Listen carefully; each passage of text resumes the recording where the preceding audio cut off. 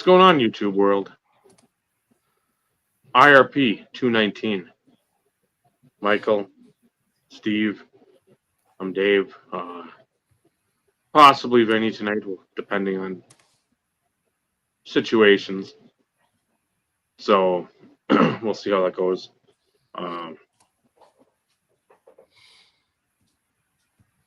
Try to debut a different sort of thing here. Again, hopefully generate a little chitter chatter amongst the crowd like we usually do, but I'd say a more focused chitter chatter. Yeah, the infinite wisdom of Dave. We'll see how this plays out this evening. It's usually a train wreck, but again, just my thinking of just like, okay, let's, because we talk about so much shit, and that's what I like about the show. It's not always we gotta sit here and like fondle each other's balls about fucking Hall of Fame rookies. I mean, I don't mind that, but at the same time, holy God. But that's my favorite thing, though. You know, sharing in the love of Hall of Fame rookie cards and fondling some nuts. Like, I was going to say the ladder. I'm waiting for the ladder to be brought up. That's the favorite thing. So I get that, but it's, you see, we've talked about we've fucking taken a horse. We took Adrian Peterson's switch. We grabbed a bunch of Elmer's glue empty bottles, and we fucking beaten that horse into glue like 4 times over. And everybody else has too. It's when you have the same like groupings or pockets of people talking about the same stuff, and maybe you have 2 people, 1 person, then like 2 of those people go away, and there's like another 3 that come in.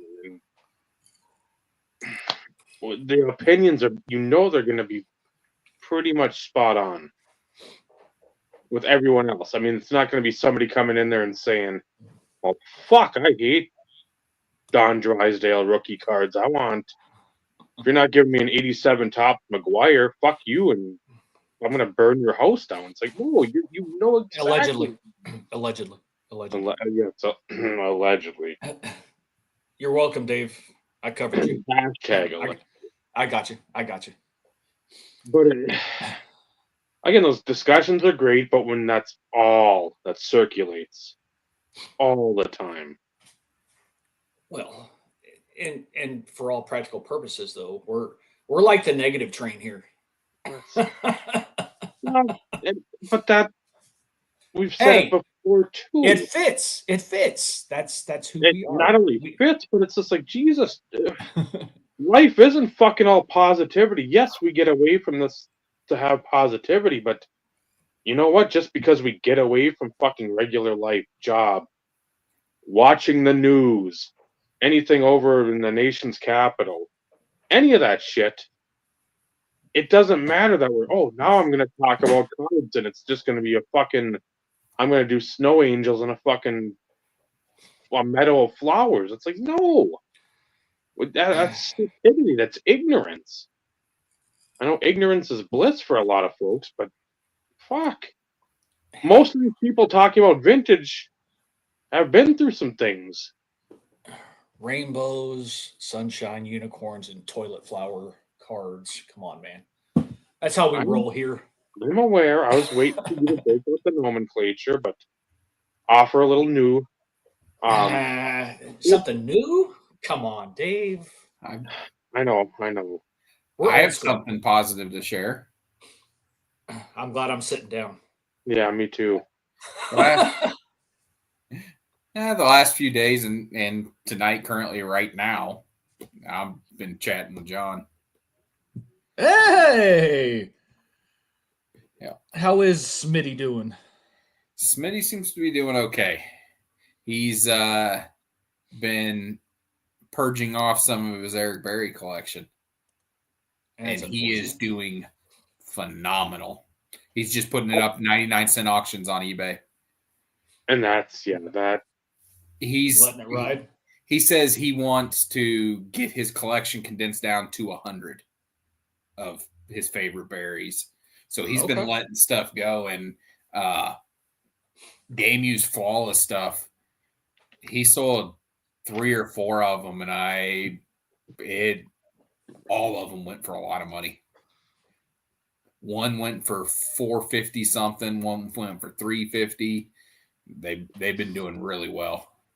Well, if it's first and second year flawless, when you know it was game used, people still want that.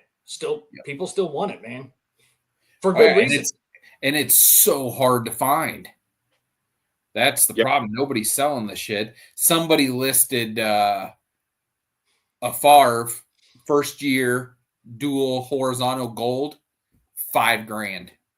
Jesus. There is no best offer.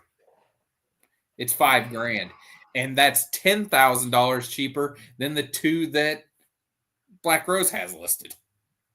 Well, for a good reason, of course, because $5,000. I'm like, I'm never going to own one. I can't. Well, but here's the thing, and we've talked about this before. There are situations in which people put crap up on eBay with stupid money just to showcase it, it's a feeler, hey, I have this card, I really like it, but for the price, if the price is right, I'll let it go. And obviously to them, $5,000 is that price. Yeah, well, but you and I both know, you go to National, you go to a local card show, you go to Ryan's shop, for instance, and he has one. More than likely, it's not going to be $5,000. Maybe maybe 3, maybe 3,500. Yeah, I was going to say the last one, which is still just stout. Under 4, I think. Which is still stout. Don't get me wrong. Yeah. But the other thing is people aren't willing to take a chance and let it ride on auction, and for whatever reason, run the risk of it selling for $2,200. Yeah. And then who knows what they paid for it? Did they buy it at time of release or within a couple years of release? Kind of like me, I've already said what I would let my 101 go for. And with that in mind, that's $8,000 at a minimum, because I said the only way I'd let it go was a PMG green. Mm-hmm. And between $7,000 and like $9,000 or whatever is what a PMG green has sold for in the last, I don't know, couple of years. Yeah. But my dual horizontal numbered to, is mine to 25? I think mine's to 25. The silver. But my number to 25 looks better than most of the 10s that have sold.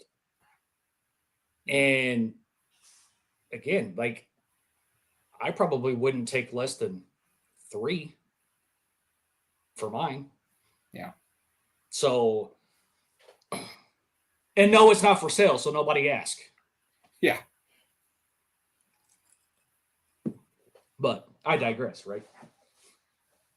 And don't say you'll never own something, because you've said that a few times about shit, and lo and behold, you've somehow been able to acquire it. Yeah. But Just saying. But I'm also at the point now where what I have, I don't want to sell. I only want to add. I only want to add. Yeah, but on the flip side, you still have clays that you want to move.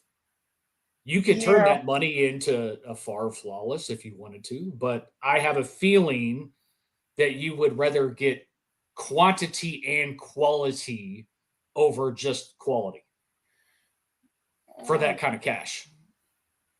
Not necessarily. Now, I personally, if I had the $5,000, would not buy it. That wouldn't make sense to me. That's a hard pill to swallow. Yeah. Yeah, if I have $5,000 to spend, I'm probably going to go buy like a PSA 2 or PSA 2.5 Gaudi.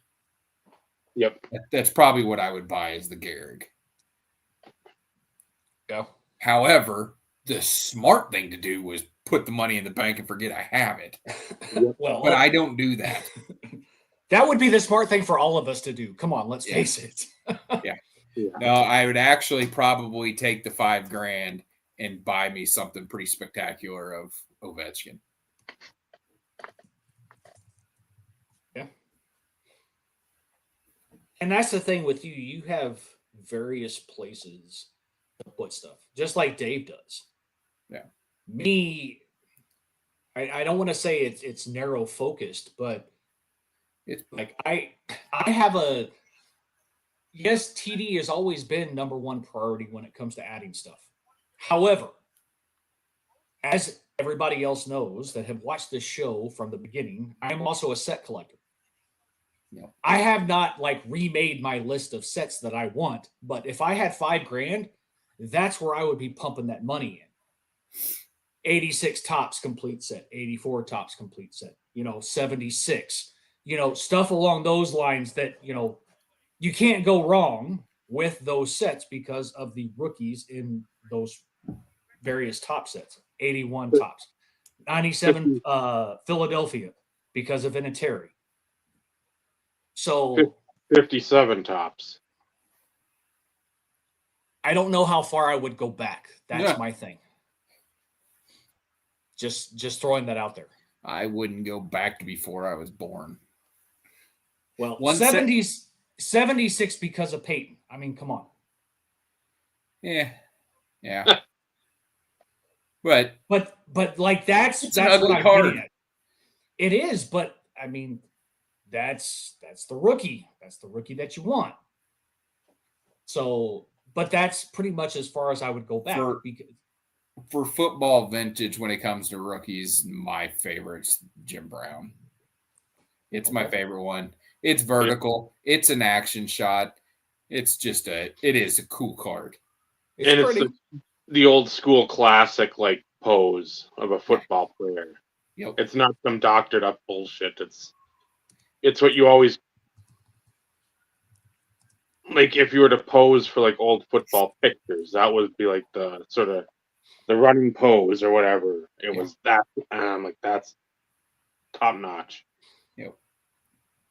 Yeah, that's the really the big vintage football card that sticks out in my mind whenever I think of old football. Which like I can understand that. I mean that's a big card. Nagurski's still number one, isn't it? I think Probably. I'm pretty sure Nagurski is, and I think that even really trashed copies of that card are still around $5,000. Oh, that thing will never drop. It just keeps going up. Yeah. It's crazy how much it keeps going up because I know Grant's owned a handful of them over the years. And each time he has it, he's like, okay, I'm going to keep this one. And then the price is just double and triple. And he's like, it's stupid not to sell it. True. But I know that's with him. He's more about opportunity. He loves the card, but he's like, if that something goes up X amount of time, it's like, why would you? But I have to talk him off the ledge sometimes because he'll get bummed out, and I'll just get a random message in the middle of the day saying, along the lines of hate myself or something like that. And it'll be because he went back through his camera roll and sees stuff he sold a couple years ago. It's like, oh my God. Yeah, you can't do not ever do that. I have a tough enough time thinking of stuff that I've either missed out on. Missed out on. Jesus. Well, yeah. And I mean, like, even just like auction wise, not like to buy it now is because I know some of those cut autos I could have added. I know they've quadrupled, quintupled. And I'm like, I just think about that and I'm just like, I'm glad I got my Lombardi. I'm glad I got my Night Train Lane. Who else did I get? I got, I don't know if it's Van Buren. Shoulda, coulda, woulda. Van Brock. But still, that's not even like looking through a camera roll. That's just like middle of the day. Yeah. Like, I wonder, I'm not going to look it up because I don't need to be tempted whatsoever. But I'm like, man, a Nagurski, Joey did. Ernie Nevers, stuff like that, where I'm just like, fuck, I know what I could have got him for. I know exactly what I could have gotten for, and I didn't. Joey committed a cardinal sin today. I think it was today. It's either today or yesterday. My days run together. He went and looked at eBay sold listings. Never. Bart Starr certified emerald 2-color patch auto out of 5 was listed for $5.99. Ouch. That's $1,000 card any day of the week. And it is gorgeous. That ink looks like it was signed yesterday. Bright blue. He showed that to me and I'm like, oh my God. He goes, I missed it. He goes, I shouldn't have looked at sold listings. I'm like, no. Never. That right there is going to make him sick for a while because it's been so long since he's been able to add a nice star to his collection. And to know that that one was available and now it's going to be buried. He'll probably never see it. It probably won't even post on social media. No. Possibly. No, that's the stuff I looked at. I looked at Brad's. I wanted to look at Brad's shit that he got. Just because I'm curious about what baseball stuff goes for. I don't like stuff like that, the top, whatever, definitive or museum or tier 1. It's all the fucking same product. But he had shown what the Votto cleat. He showed the Julio Rodriguez swoosh auto.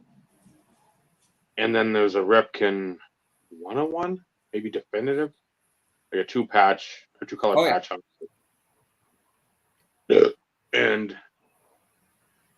he did well. He did again, to me, he did well.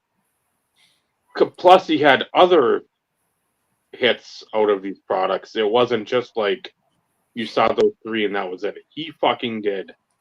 When I say the Golden Horseshoe is alive and well, that motherfucker burns brighter and hotter than the sun. With him, it always has. Oh, but this was, I couldn't even believe some of the shit he had because I'm like, he posted those 3 on IG and then I looked and I'm like, why didn't you post a few others? You killed these breaks. Because there was like some other Ripken patch auto that he got really good money for. So, yeah, I was like, well, that's good. But again, I don't want to ever look at sold listings because I don't want to have the FOMO. I don't want to have the regret. I'm like, I'm done with it. If I miss something, fuck it, I missed something. Yeah. I mean, that's last year. That's what I thought. A couple cards. But at the same time, they ended up with you anyways. Those don't happen though all the time. No. That usually, if something goes away, you're like, oh, maybe you sort of think, well, maybe somebody got it. And I'm like, no, that's stupid because everybody's got their own shit going on. You're hopeful, but like those two, no, that wasn't even like in the hemisphere. I'm like, mother. So I implore people, if you have a nice Josh Johnson card, don't end it at fucking 3:00 on a Monday afternoon, please. Yeah. That's stupid. Just don't be dumb. We got enough of that running around, so just 7:30, 8. We'll work with that. Or just sell it today for $1. It'd be nice. It'd be nice to get something on the low end right now, but hey, I'm trying to help you out, man. I know. Looking out for you, man. Looking out. But yeah, like, never start digging in those sold listings because you're gonna find shit. No, even if it wasn't like that, it'd be something else that Joey would have seen, like not an NT, but maybe an NT or a like certified patch, some like fabric of the game to like 8 or to 16 or 12 or whatever Stars jersey was. But I'm like, you're gonna always find something where you're like, I missed out. Is it bad that I've never looked at them? Yes. I even after all these years. Now, if I have stuff on my watch list, I'll check to see what it ends at. I mean, let's face it, I think we've all done that.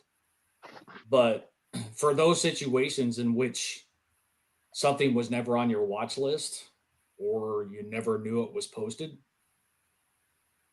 I've never bothered to look. Call me crazy. No, and there's been plenty of times too where something's going on, you're working, you're doing this or doing that, you got games or family events or whatever the fuck it is. It's one of those times Michael and Clay Matthews looking at 4 times an hour.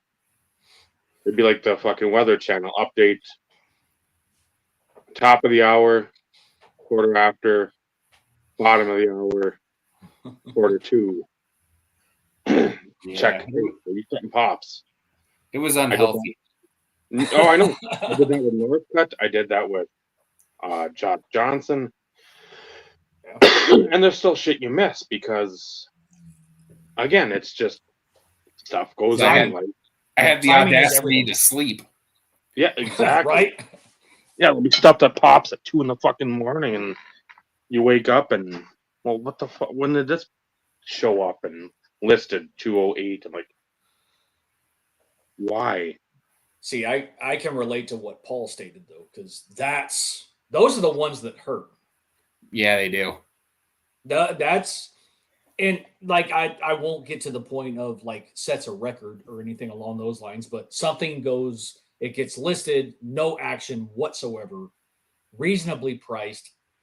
You forget about it, whatever, and then of course it gets relisted and it sells for 3 times what it was listed at the first time because for whatever reason everybody and their dog decides to bid on it. Those are the worst. Yeah. Or the ones where you're slowly watching it end and relist and they just drop it $10 at a time.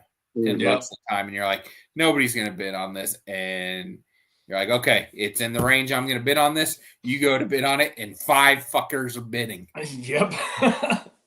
It's like, we could have gotten together and saved ourselves some money and bought it 5 relistings ago. Yeah. Yeah. Those hurt. Those definitely hurt. It hasn't happened a ton, at least not recently, but back in the day, shit. Oh. Hell, man, it's so rare that cards I want are even on auction anymore. It's always buy it now and try to figure out if you can come to a price. And I've turned really bad once I started having to pay taxes on them. Yep. Because Missouri was one of the last holdouts, if not the last. I know Joey was paying taxes on cards for like 3 years on eBay before I did. Yep. Minnesota was right away too. I think I think it was January of 24. I think it was last year. It was either last year or the year before. It was 24 or 23. I had to finally start paying taxes on it, and that made a huge difference for how I was making offers. I can't remember when Texas started doing theirs. I know it was kind of, I'll say it was fairly early on. But yeah, and if I'm honest, like I don't even take into consideration taxes when I'm bidding on stuff because I don't have time to think in my head. Even though it's not like you can't go, okay, Texas, depending on locale, is anywhere between 7.25 and 8.5. I just figured 10%. But see, that's what I was going out. You think of 10% on what you're bidding, and that should be a pretty good gauge of where it's going to end. Yeah. But if I were to do that, then like I wouldn't bid what I normally would on something either. Not that it matters, because anything that I bid on the last, I don't know, 10 months, I've lost. But again, for good reason. Like my pulse, like I don't have my finger on the pulse of the TD market like I once did. I'm like way off. If I'd get off my ass, maybe I could make some money and list some of the freaking dupes I have. Yeah. Yeah. Between taxes and eBay authentication, it has slowed my buying on eBay substantially. I think I made as many purchases for Dave as I did myself last year on eBay. Well, but you've also shifted what you were looking to acquire though too. That has a lot to do with it too, Michael. Yeah, because so you got to put things into perspective. You'd put clay rainbows together, and so then you're buying 15 cards or 20 cards of just whatever. Yeah. Then you're looking for maybe a driver auto, or maybe, and again, not that there's anything ever wrong with it, but you jump nostalgia wise. You're like, okay, Cobb, I would get a different Cobb, or get a John Kuhn or Charles Woodson. You're like, I want to get these guys that I loved watching, and I want to get something that's really cool. Yep. And then you're like, I really like it. I've had it, but if I can get X like Grant, yeah, you got it for 40. Somebody's offering you 110 or whatever for 80 to whatever, 120 for a John Kuhn patch auto, which he's got nothing of. It's like, I like him. That's a fucking fullback that isn't going. If he goes in the Packers Ring of Honor, I'd be done. But I mean, it's like he won't even make the Packers Hall of Fame. Well, that's what I mean. It's like, but yeah. Whenever is anybody ever going to be offering me $100 for this John Kuhn card again? I should just sell it. Yeah, it's just like my loyalty. I don't want that to be blinded by perceived. I wouldn't say greed, but it's like, again, if I got 40, I can double it, and it's not clearing It's not clearing the double in like 2 weeks. It's not like I bought it in January and now it's February. It's 4 or 5 years, and I'm like, okay, well, again, I get this now. There's 100 towards whatever Favre or Rodgers I'm looking at, or whatever you're doing. It's like, that seems like a little more reasonable, and that knocks a chunk out of that. So, yeah, I definitely have an issue of getting bored and selling and then reobtaining the same cards. One of them definitely is the Charles Woodson National Treasures Virtuoso auto. I think I've owned it 3 different times now. And I currently don't have a Charles Woodson auto in my collection.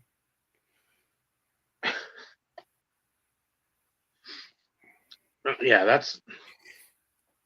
it's just how it goes with me. I know the ebbs and the flows and the you get the wild hair, but like, oh fuck, I need to get that now. I don't have one. I think I think Tyler's got it. Tyler or Jack, the Sharp starter NT. Yes, Tyler does. Tyler does. I love that card. I wish I could have it, but he's big Alabama and Sterling Sharp guy, so I don't even ask about it. But one that I used to have of Sterling Sharp was 2009 National Treasures Prime, and it was the Packers 75th anniversary logo. Just disgusting patch. The whole window was a nasty, gnarled patch, and his auto was completely on sticker. It was graded 9/5/10.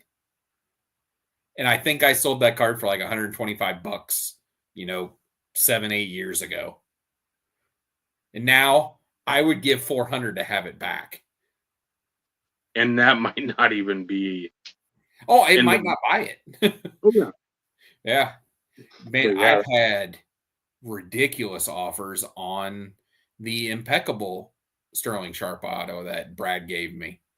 People messaged me, especially here in the last month when he made the Hall of Fame.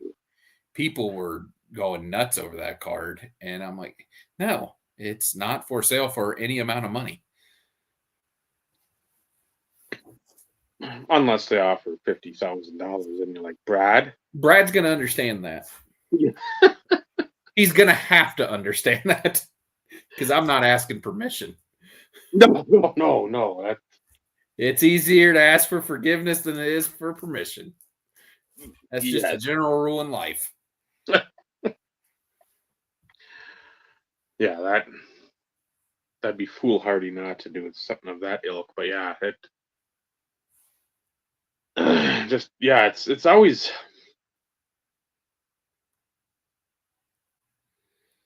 Because again, like now with Smitty doing that with Barry. Mm-hmm. Well, and he was, because of what those flawless were selling for, he goes, what the hell is the 101 I have worth? I told him, a ton. I said, you could probably get, I said, it's definitely more than 2. Mm-hmm. I said, because there's certain people out there that want the 101 flawless. There's a couple different guys on Instagram that collect them. And it's the anniversary patch that you want from the Chiefs on there. It's such a gorgeous card, and it's game used. That card's worth, it would sell for over $2,000. And he went back and found, because he goes, I can't remember how much I paid for it. I said, I feel like it was around $900. And he went back and he looked through his discussions with Duckweiler, because he goes, I remember that's who I was talking to as the middleman for it.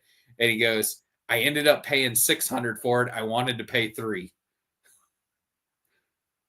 Because at that time, $600 was a ton of money for an Eric Berry card. Yeah, you were, and that's well, he paid 2 times more than what I paid for the TD 101. Well, yeah, you're sitting ridiculously great in that card. But then again, like, let's face it, from a Broncos patch perspective, it's either nameplate or the Broncos across the chest. Like, that's the best that you can get as far as patches. Like, yes, 3-color is great, but there's a lot of teams with 3 colors. Let's face it. That's all I get unless I get an anniversary patch when it comes to Packers. Yeah. And of course, mine's nameplate. Yeah, but it's pretty. Absolutely beautiful. Yeah. Well, that too. When you hear like 600 and people now, you hear that it's average shit at a fucking bigger show. Yeah, but back in 2014, that was huge. You are doing a lot of things. Yeah, we talk about it all the time, though. Like, comma cards were not a thing. No. In that time of collecting. If not they really were, it was uber rare. It usually was a cut auto 1-of-1 something like spectacular. Yeah. Now it's commonplace. Common cards are commonplace. Card tie-dye prisms are common cards on rookies. And it's insane. Yeah. Yeah,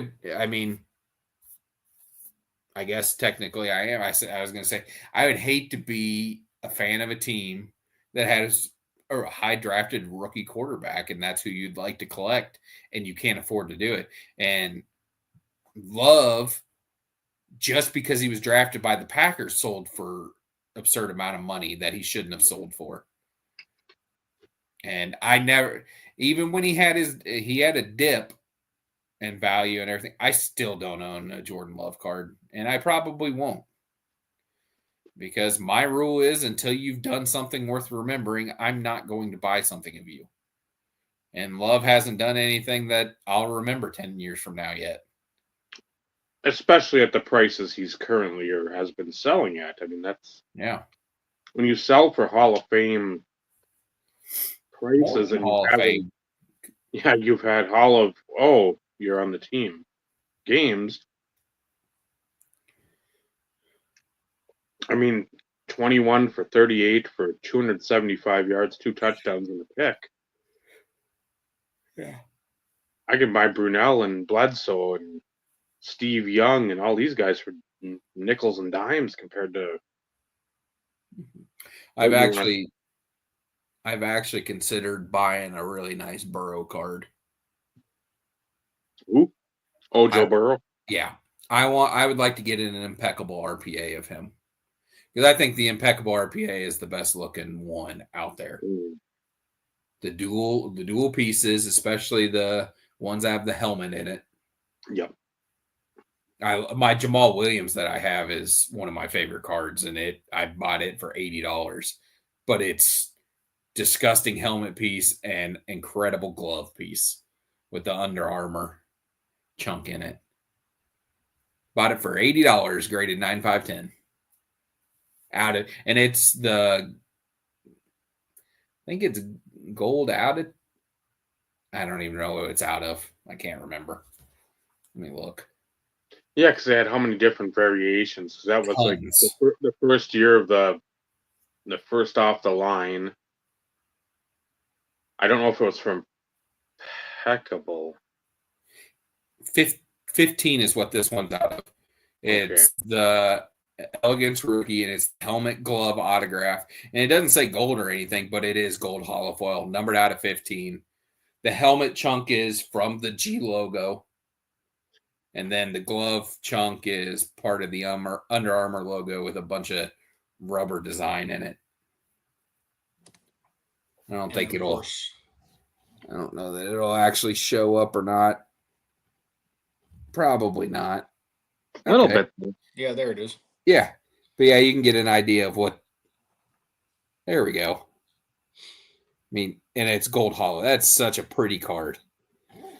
And yeah, I think that if I want to commit like $1,000 or $1,200 to a Joe Burrow card, I don't know what they sell for, but I imagine I could probably get one of the base ones out of 99 for somewhere around there. Of course, it also makes me wonder what some of these would go for. Yeah, is that finite? Of course, it is. Yeah. What product is that one? Yeah, that card right there. So this, of course, this is the base version. Right. And it's 4 figures.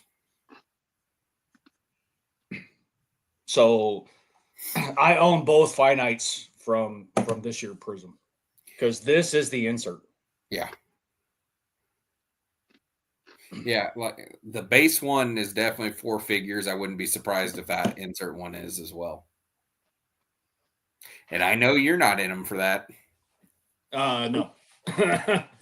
Not anywhere close. No. At some point that bubble's got to burst, I would think. But it hasn't yet, and it's actually gone to another level with them releasing choice with football and having the Nebula choice 101 variation.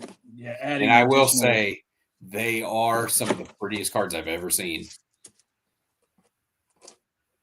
But then, of course, it's no different, though.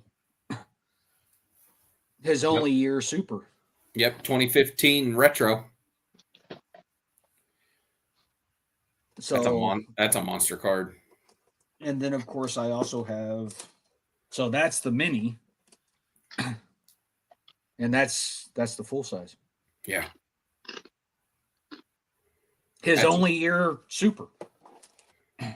And yes, of course, I don't own the base or the base autograph, but I don't care. No, in fact, I think the non-auto ones are better. Well, just because they're stickers.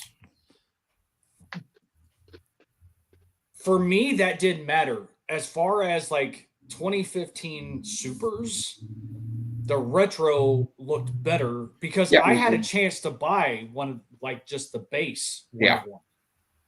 And I'm like, yeah, it's a want and a need, but like, no. The price doesn't match what it is. No, they're fucking ugly. Yeah. They're fucking ugly. Yep. And that's I'd one equate it to like a that's cider truck.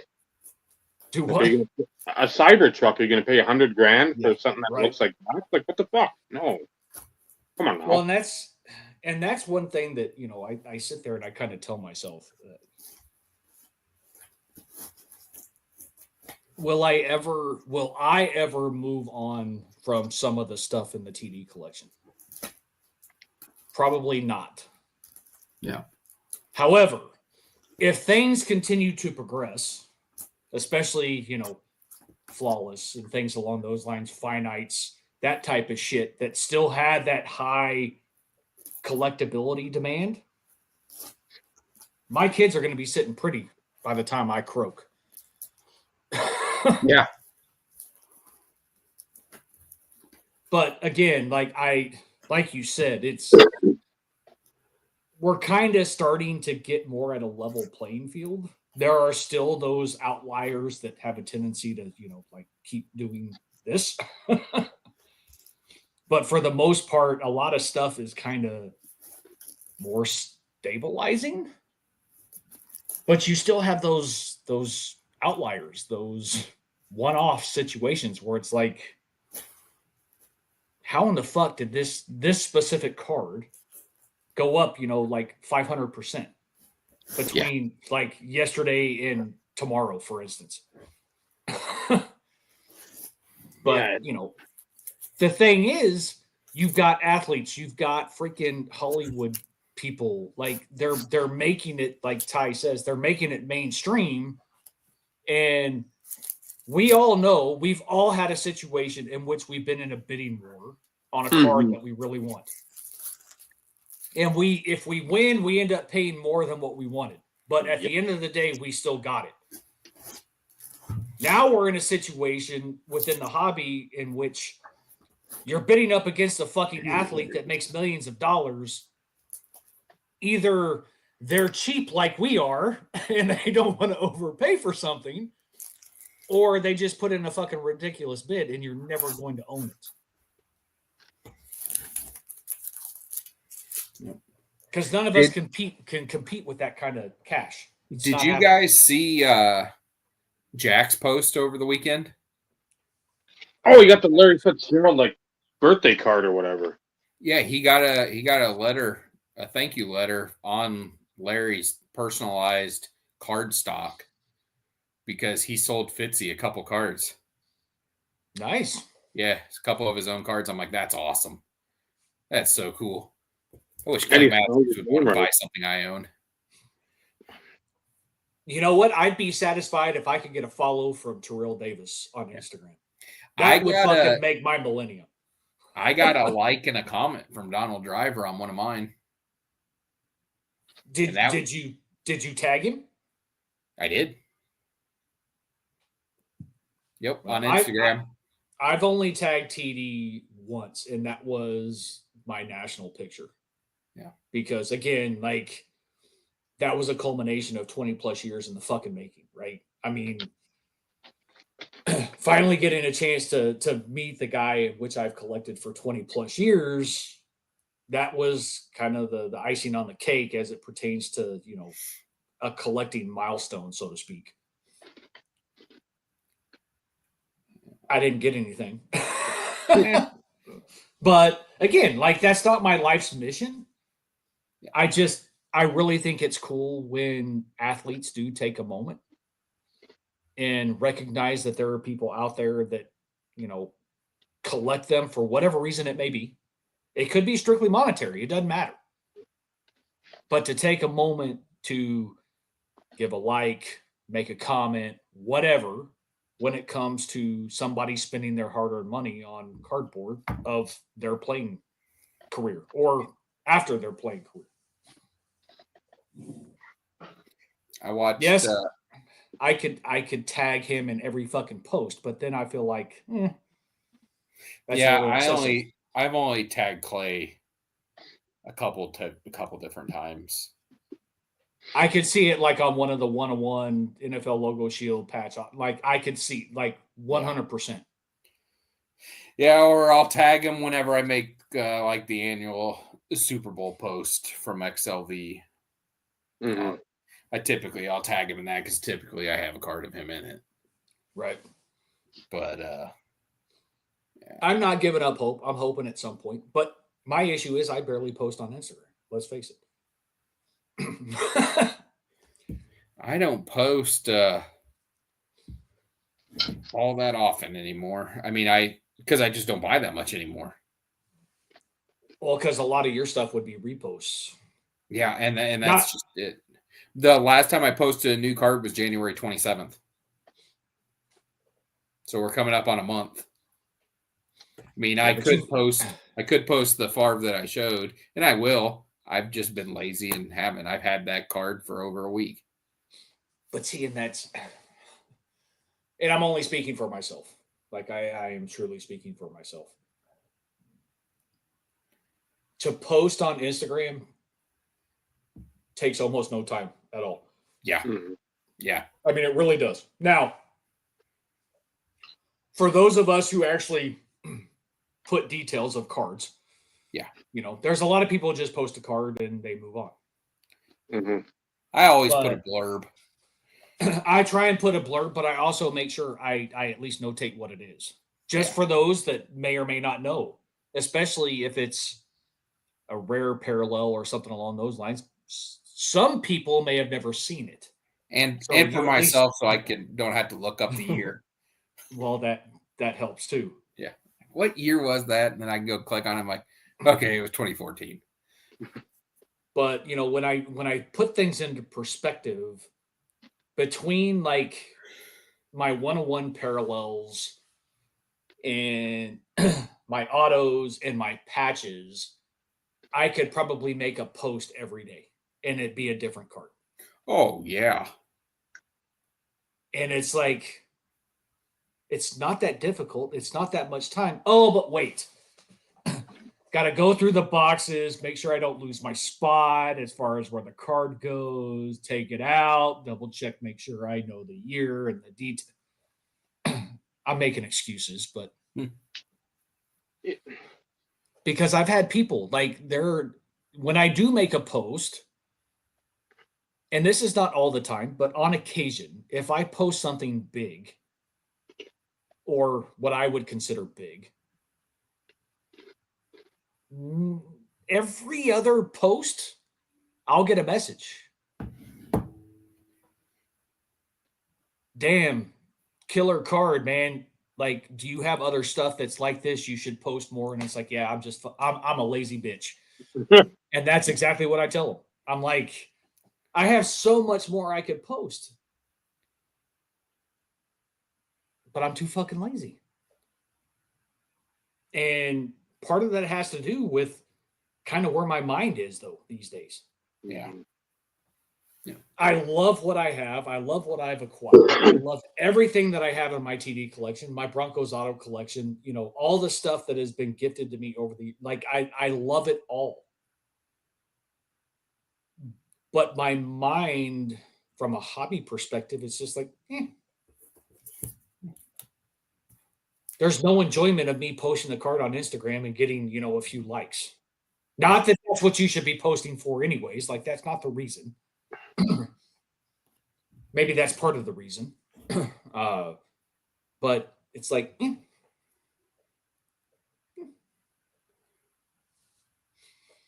don't know. Well, yeah, and if we're showing shit that folks haven't seen, or we just stumbled across, or we were gifted, or whatever the case may be, and it's a 101, a patch to 6, a patch to 10, so you don't see, obviously, like, not a fucking color blast, a fucking gold vinyl to 5, whatever other Panini shit's out there. Cool stuff, but okay, who cares? You see it in downtown, Kaboom, whatever color. You see it so often. Maybe not the same player, obviously, but you see it. That's not. It's rare from a serial numbered standpoint, but it's not rare to stumble across it through the ether. You can find it. But when you find this other shit, it's like you're so jacked up. You're like, fuck, I just posted.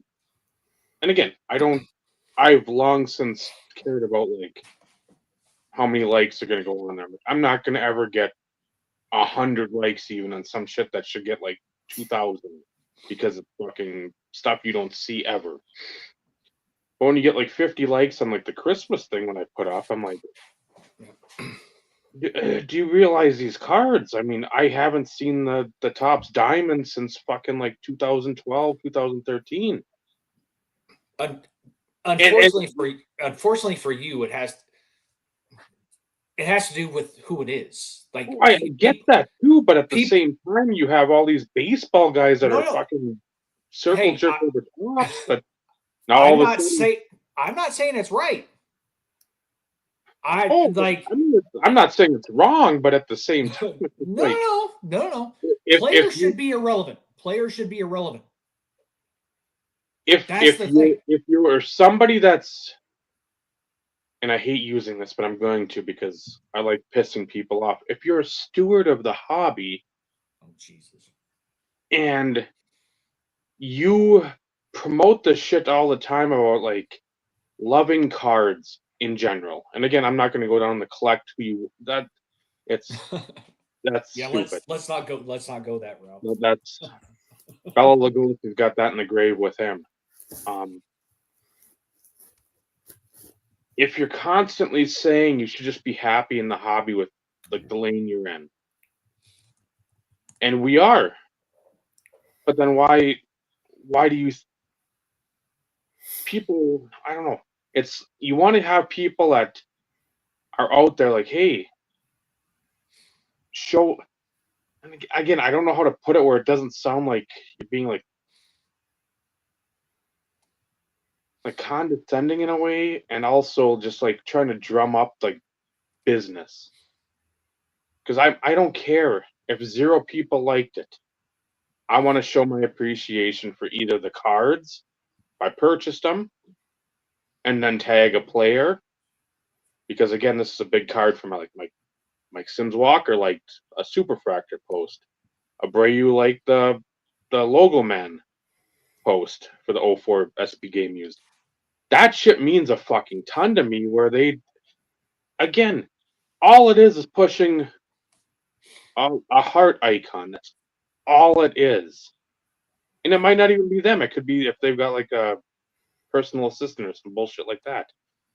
But it's like, that's cool because at least you saw the post. Maybe you read it. If you didn't, again, whatever. You know somebody out there cares about you enough to buy fucking a 3x5 or 2.5 by 3.5, whatever the trading card size is. Picture of you, fabric on there, autograph. If I get 0 likes, I'm fine with it. But it's when it comes to like the gift stuff and the stuff that like, hey, these people in the hobby are my brothers. They're more family than my fucking blood. And you get like 20 likes. It's like, again, I don't expect people to follow me because I don't post shit on there. I don't fucking care anymore. I mean, I'll post that. I'll post Naomi stuff for like softball, and then camping sometimes. That's it. I'll look at more shit for camping. I'll look at more millions of likes for like old senior dogs or fucking like dogs and shelters. That's what I look at. That's why I just like scroll and that shit or terrible stuff that people don't want to hear on here that we lose whatever followers and subscribers we have because I'm memes and other stuff of that ilk are stuff that helps my brain settle in for the day. But when the people are constantly like, the direction of the channels. Like, hey, yep, give 8 months in, he's made 40 videos, a lot of information, blah, blah, blah. Good part of the community. Yes, that it's sort of like the YouTube Hall of Fame bullshit. You got still people out here making videos. You still got people out here making content, putting up posts, doing this other shit, but that's something I think we all can do better at. No matter if it's the old guard, the middle guard, the new guard, the left guard, or the right guard. We just, to prop people up, and again, I know not all of us are going to do it because somebody doesn't like vintage, somebody doesn't like football, nobody gives a fuck about hockey. It's like, again, if we did a better job of that, maybe you drum up a little more interest, a little more, and again, it's not even business, it's just like business with people caring. Seeing that even if it's Josh Johnson, even if it's fucking Josh McCown, Christ, Keon Clark, Lee Nalen,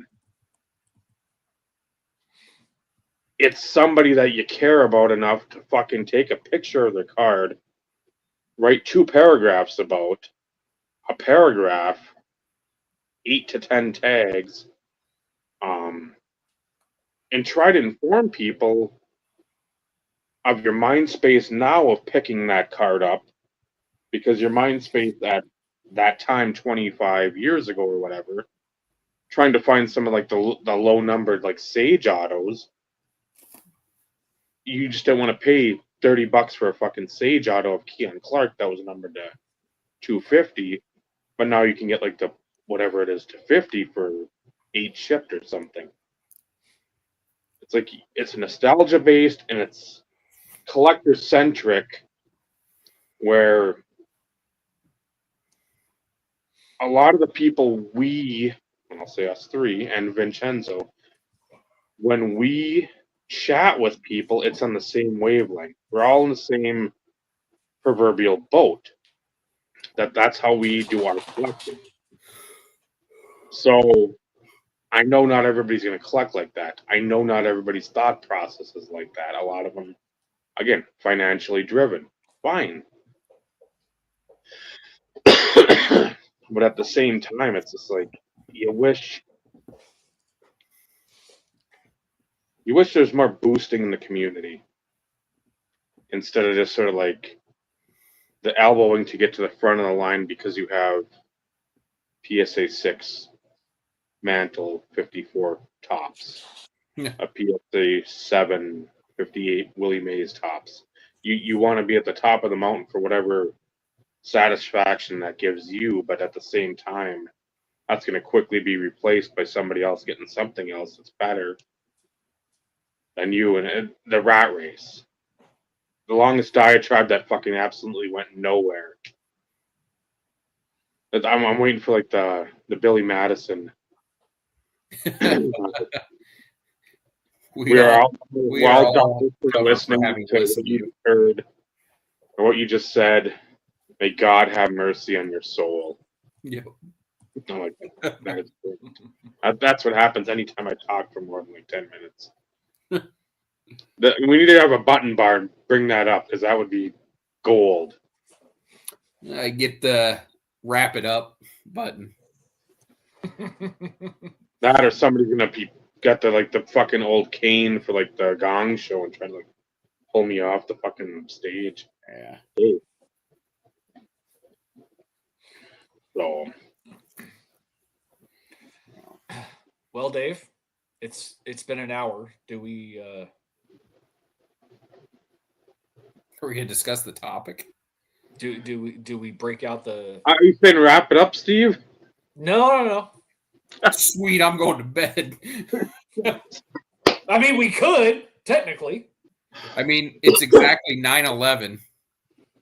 I mean, we may disappoint 14 people, but if we were to wrap up now.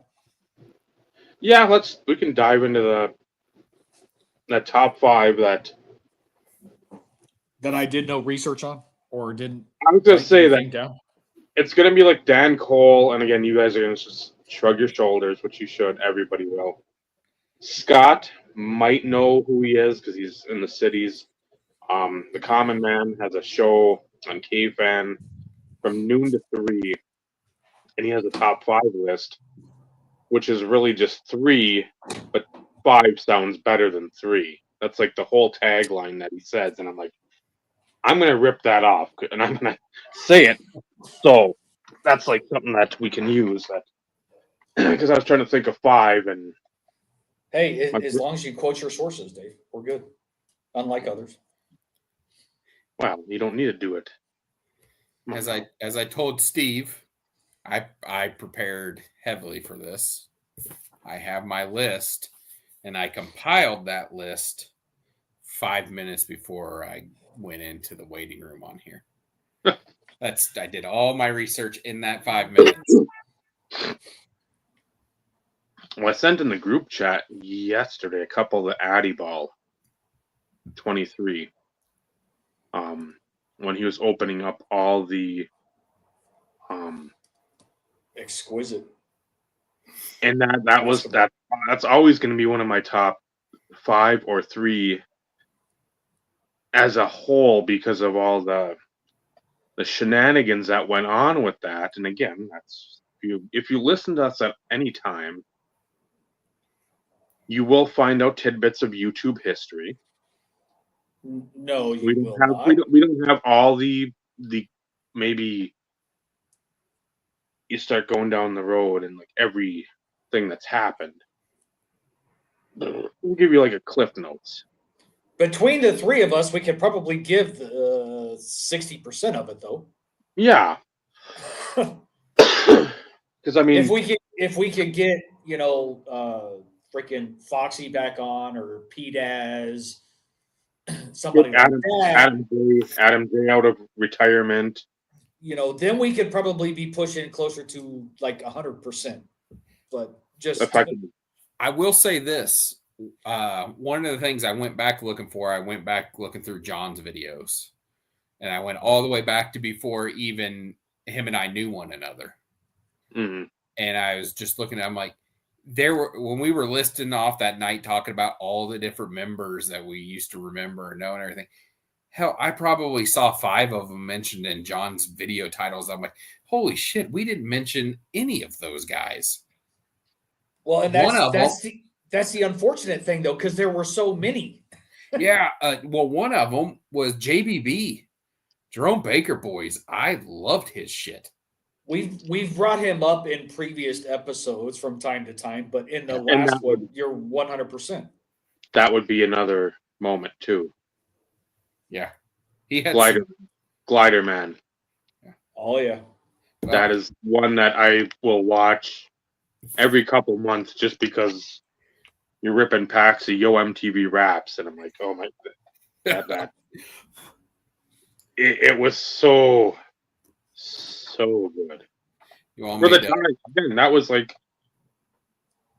as good as it was going to get without like heavy editing equipment and or software for a computer. This was just like fucking 10th grade computer tech class or whatever. And that's the shit I will always go back to and find the most enjoyment because I don't need something that's professionally done. I need something that looks like shit.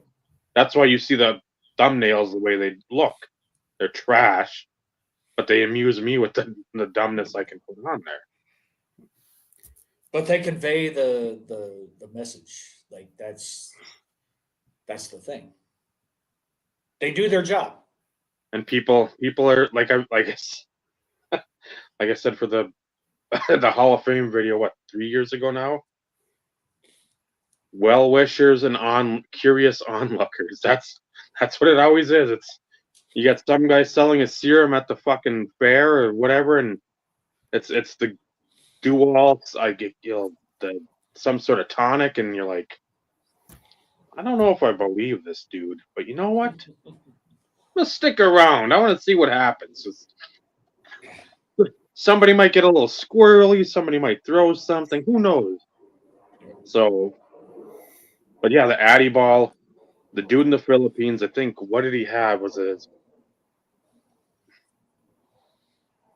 his dad running a business? And they ran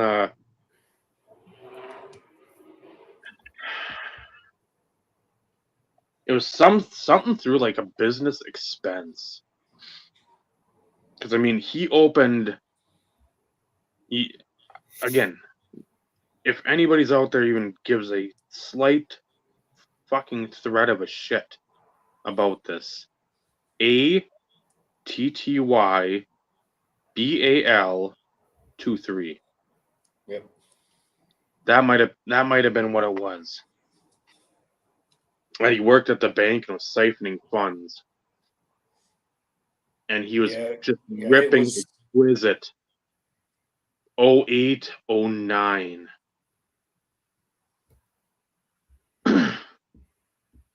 By the And I don't think case. and I mean, I don't know. I'd have to go back and see if he got stuff prior. But there are a ton, and it lists the number next to like it'll be like exquisite, and then like 53, exquisite 27. So that I'm believing, again, I didn't go look through every fucking video, but I'm believing that every case of or the number of cases they're on. That's like the 27th case they've done, the 43rd, the 51st. Yeah, it was ridiculous the amount that they opened. Because there's a couple like of their screen, not to grab, but where it picks up or whatever.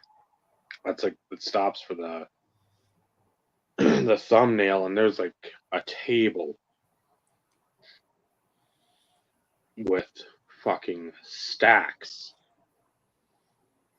of shit, depending on like what particular exquisite card it is. The base, platinum. You had the jersey because you had that like piece down the middle. So it was like it looked like a dual jersey, but it was the one jersey. Then you have patches like that. I mean, I don't know how much money because I know I think the dude his name is Brian.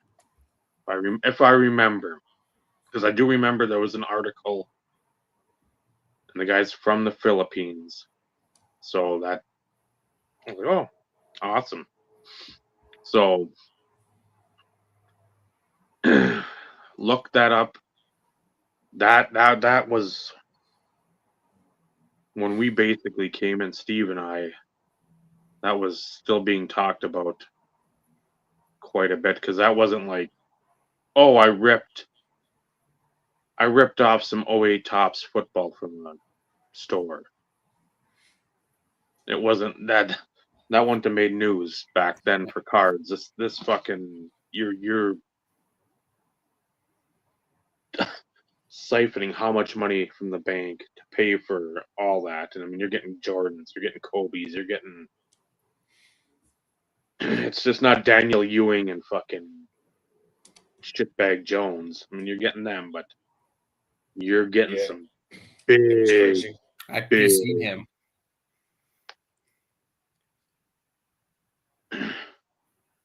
Well, he had the money tree because it was at the bank. Yep. Literally. Yeah. Nothing but freaking fraud. So right away, start with one of the most memorable, and it's negative. Well, because at the time, nobody knew it. No, nobody knew, but at the same time, it's like, man. There was speculation. Let's face it. There was looking speculation. back, how did we not know? If it were to happen today, we'd be like, fuckery. Yeah. Fuckery. You'd have people with torches and pitchforks, just like. Okay, but hold on. So, and for the life of me, I can't remember the guy's name, but he was a fucking doctor. And he opened cases upon cases upon cases upon cases upon cases of almost fucking every high-end product that you could think of. And nobody questioned him, but everybody knew he was a doctor. Whether it be an anesthesiologist, a fucking surgeon, whatever. but like I can't remember who it was. Was that the guy that had the legendary PC locked up in the safe that you just never saw the cards when he bought them, they were going in a safe and you were never going to see them again? Or is that somebody different? Because I remember there was a guy in the hobby that people would whisper his name but wouldn't really talk about him. But he would go and the biggest of the big cards would sell on eBay and they'd all be going to this guy. And it was a situation where you knew if you didn't buy that card and he won it, you were never going to have an opportunity to own it because he would literally just lock them up and he wouldn't post them, wouldn't show them. They just disappeared. And he was somebody got like, I don't even know if it was like a Google Earth view or something of his house. It said, yeah, this is where he lives. And it was a pretty spectacular home. But yeah, I can't remember the name anymore for the one that I'm thinking of. But I mean, it's possible it could have been kind of like the same. Yeah, could have been the same person. But I don't think it was just because this guy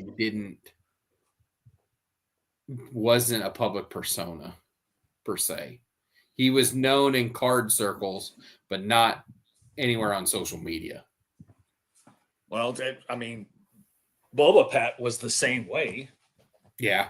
He had his YouTube channel, Sith Lord Pat, but I think for the longest time he had like 1 or 2 videos and it literally was a download of something that got opened by Chris at Cards Infinity. Yeah. But yet Bubba Packs, everybody knew him back in our day. Through old Tyson. Yep, the highest of high-end freaking mystery packs that were pretty much out there in the space. That almost made my list. And if you hit big. Yeah. The chasers were at the time you hit big. Yeah, the chasers were monsters. So yeah, how do we want to work this, Dave? Since you brought up Addy Ball, so like I could give you that one. That one I wouldn't have technically put that one on my list, so to speak, but that's fair. So how do we want to do this? I'm going to read my 5 and let you two decide on what you want to do. Okay. That works too. Yeah. No, and mine for the most part won't be huge events for everybody else necessarily, but for me, doesn't matter.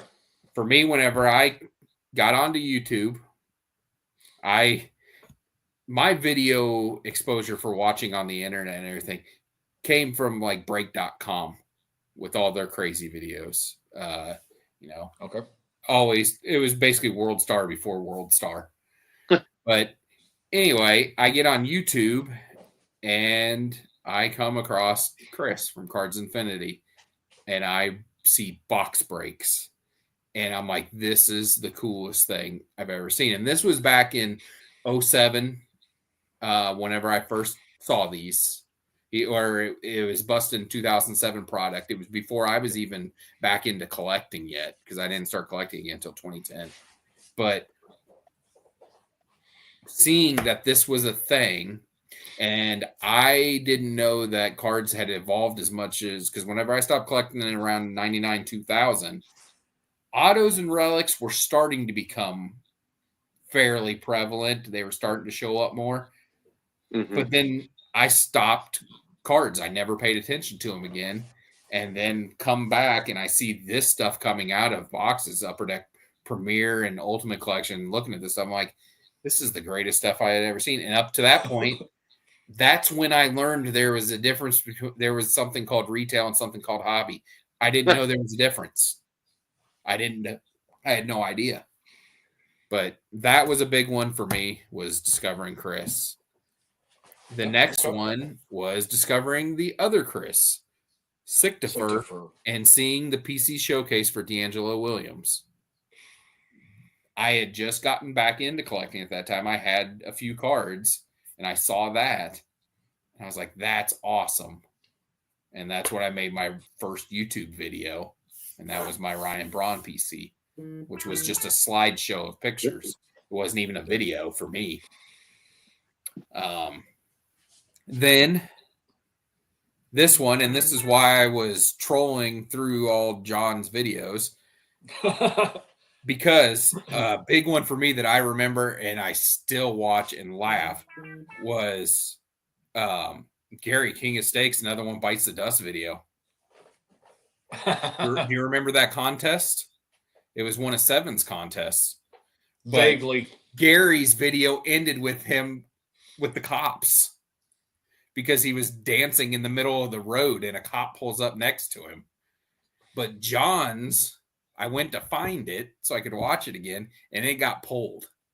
His got pulled from YouTube a while back, I guess. So there's that. I loved that contest because all the videos were so funny. And then up next was you, Steve. You getting bombed by Ryan with that TD from Upper Deck Vintage. UD Retro. Yeah, UD Retro. That, I was so excited for that video because I knew the card was there because Ryan had showed it to me prior to sending it. So whenever I got to see that video and watch that open live, that was incredible. That's one of my favorite memories. That was if I'm not mistaken, and yes, this is outside of podcast, I think that's the first time I ever cussed on a YouTube video on my channel. Yeah. Well, it was worthy. It was 100%. Yeah. So crazy. And then number 5, I just kind of threw in there because, like I said, all that effort I put in for 4 minutes, it made me tired. And number 5 was, I thoroughly enjoyed watching everybody that was involved with the absolute bullshit boxes, watching the video posts of all those being opened. I loved that. And I love that I got to be a part of it because obviously I watched all the Tube Trader ones that had happened prior to that. And I was like, man, how cool is that? That would be so neat to be a part of. So, yeah. Nice that list. is my 5. Good list. No. I would have excluded me, but hey, that's just me. But that video was awesome. Well, and it's probably one of the higher viewed videos on my channel though too. Yeah. I think that's my favorite just because video. It's the one that I remember the most. Well, here's the thing, like, if anybody goes and watches it, there is no doubt in anybody's mind that was 100% fucking genuine. Yeah. Because again, like, I've been sent a lot of nice things over the years, and I've had pretty big genuine reactions to some very nice stuff that has been sent to me from some great people. 2 of the people on the screen here, for that matter. But that was so fucking unexpected. Like, one of the few times ever in my existence in which I was literally at a loss of words. Because, and me stating in that video, I never even knew that variation existed. Yeah. I had no clue. I knew the base. I knew it had the one parallel. I think it gold to 125 or whatever it was. Yep. But outside of that, I had no clue.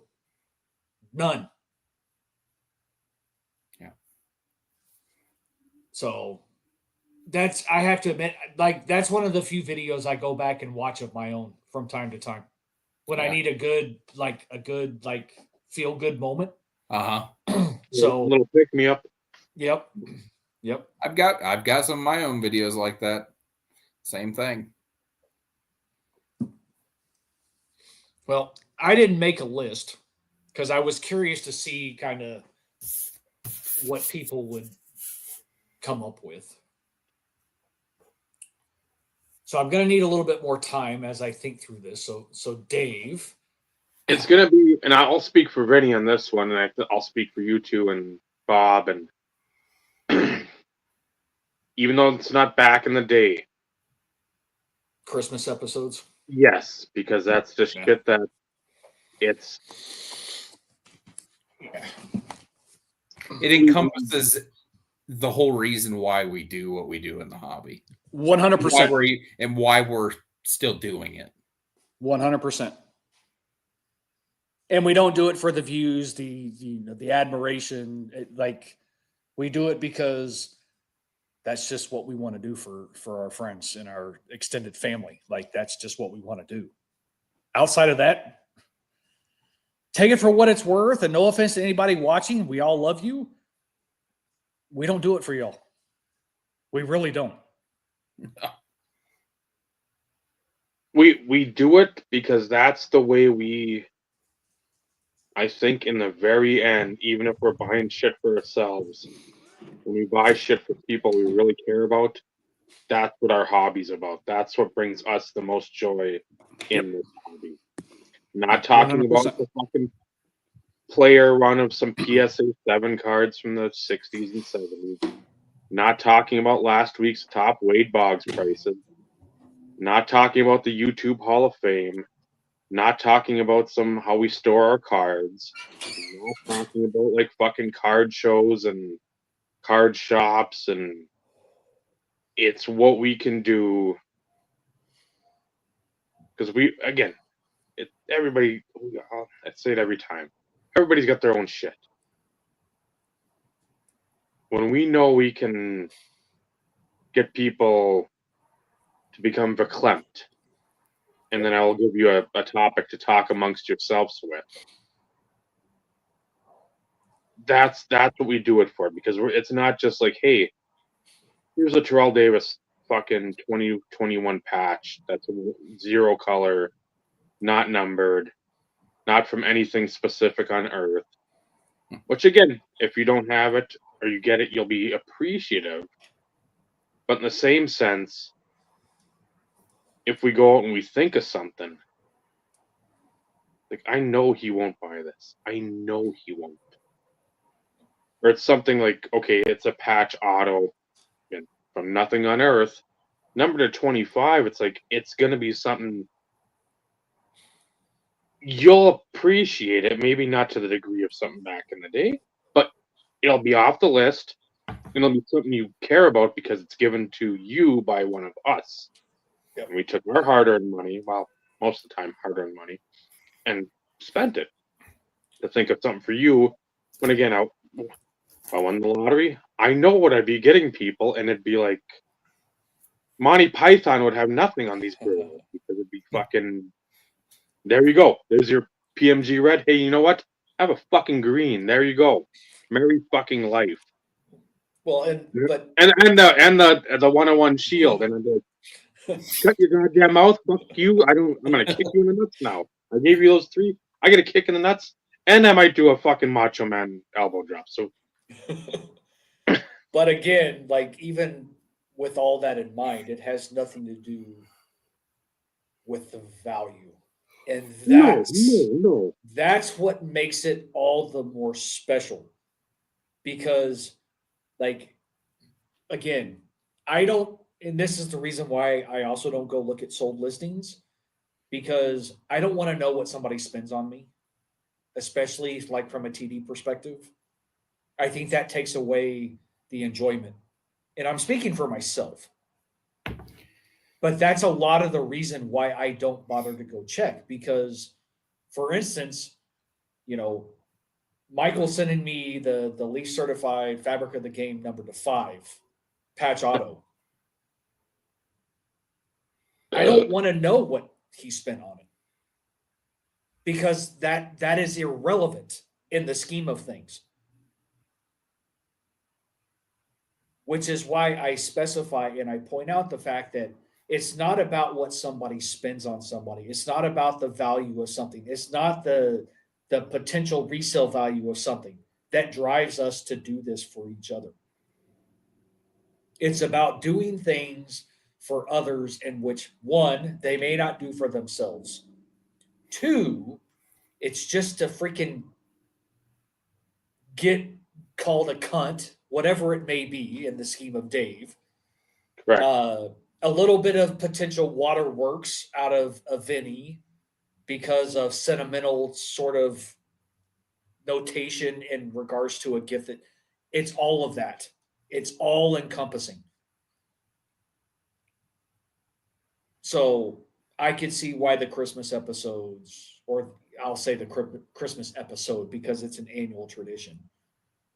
And, Michael got a taste of it for the first time last year. But that's one of the first ones that, like you, kind of was on my list. So I'm not going to give it a number, whether No. 1, 2, 3, 5, whatever. Because you know what it's going to be? In no particular order. But that's the first thing that came to my mind. So same thing. I just went chronological. To each their own, Michael. Your list was great, though. I mean, it really was. No. I'm sure I'm missing 10 others that I would have liked to have had on the list, but I know. But it's 5. So you had to limit it. You had to think. Well, no, those were the 5 I could think of. Well, but that's what I'm getting at. It's like I can't think of anymore. You wanted to bring something to the table, so right, exactly. I'm like, I wasn't going to show up with nothing, empty-handed. Yeah, but like I told Steve prior to going live, I was like, I don't want fucking homework. I agree to a degree, but especially with like the YouTube part, I always like to be in the part of like trying to be, and that's not a teacher, but just I saw today, and I'm going to call this character out. There's a new podcast, and it's stupid. It's going to be the same regurgitated bullshit. The card store owner that looks like he's about 14 in Ohio somewhere. Okay. Podcast, and he was like, oh, before like 2019 there wasn't much card content out there. He did say that he did try to like loop it quickly back with like card show videos, or it's like, well, yeah, because if you brought your camera to a card show, they tell you to shut it off. Yeah, people don't realize it's fucking weird. You look fucking out of place. Yeah. It's like me going to Compton, like wearing overalls and my fucking straw hat. You just look completely foolish. Yeah.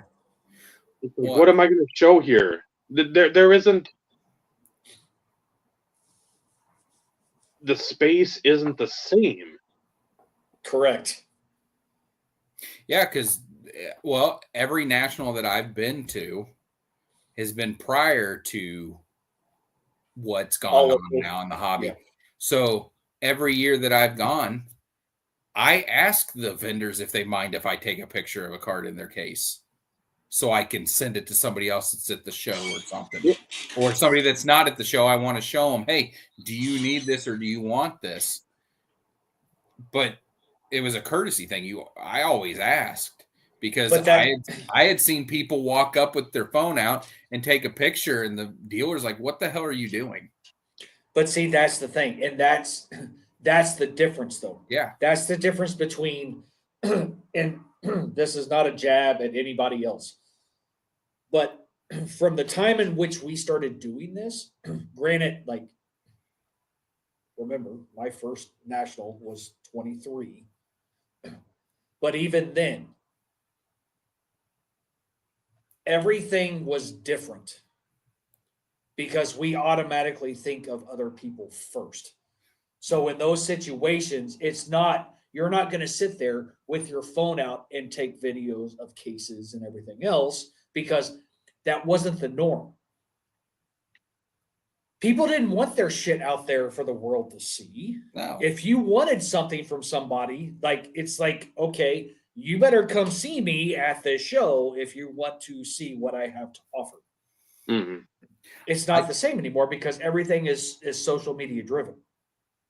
But even then, I could see you going to a national, if you end up going this year, next year, whatever, still in the same mindset. Hey, do you mind if I take a picture of this and send it to Yeah. like I'll still ask.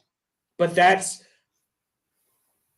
I don't want to call it a generational thing because that may not be the right nomenclature. It is. Yeah. But even then, like I still don't see people of I'll call it people of our age or a little older. That's why I didn't want to use the term generational because there's always the possibility though that people would potentially fall within our age range that because it's now the digital age may not think the same way that we do. It's because it's almost like the norm, it's the standard. Well, you've always got some outliers there too, where again they want to be True. part of the cool kids and the hip fucking whatever what people are doing now. There's a lot that back then on YouTube, same thing. I mean, you had a lot of people that were older than Methuselah. they could have been doing shit, but they were. But no, it's Hey. Oh, who the yeah, your age, fucking old man. Yeah, of course, because he's got the 80 in the his YouTube name, he's actually a year younger than me. So Yeah, just thought I'd throw that out there, John. Anyways, let's not go any more off the freaking track here. So okay, Christmas episode being on your top 5. Good choice. And you mentioned Addy Ball. You mentioned Addy Ball too. So that's 2 of your 5.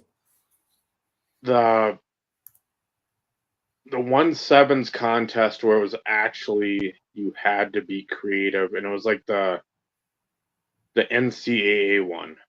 So your mule milk one. I liked not just because of that, because you had a lot of people trying to put a lot of effort into this because it was community based on voting. Yep, head to heads. Yeah, it was like a bracket, and that I enjoyed that because I think who did I have first? I had who was it? I can picture him and I can't fucking think of him. Somebody either down in like Iowa, Kansas, Nebraska. Who the fuck was down there besides Chris? There's somebody. Is it Orion? It's not important, Dave. I'm just saying who I went against, and that was like one of the things where you're gonna rack your brain. I know. I want to say DeLorean fan, but that's not it. Well, that would have been Orion. I don't remember where Ryan was from, though. Anyway. Yeah, Squally style. Squall style, 28 or whatever it was. Squall 28. Yeah. Not stall style would have been Josh. Squall, yeah. Yeah. But that was fun because again, it's not, and I've mentioned that before many a time. The contest you actually had to fucking put effort in. Yep. It wasn't just show and tell time every fucking contest. Show me your best PSA card. Show me your best Wade Boggs pubic hair cards. Show me your best vintage. There's so much of that out there. I don't want you to do this. I want you to do this using this. Or do some kind of fucking fun. That mule milk video, my fucking hands were so cold. It was so fucking cold. 10, 15 below out there when I'm doing that. And I'm holding a jug of milk the whole time. Remember when Michael sent out all the Paul Horning cards to all the Packers people and made us sing the fucking song? Yes. That was awful. Yep. So again, just like the contests where you thought.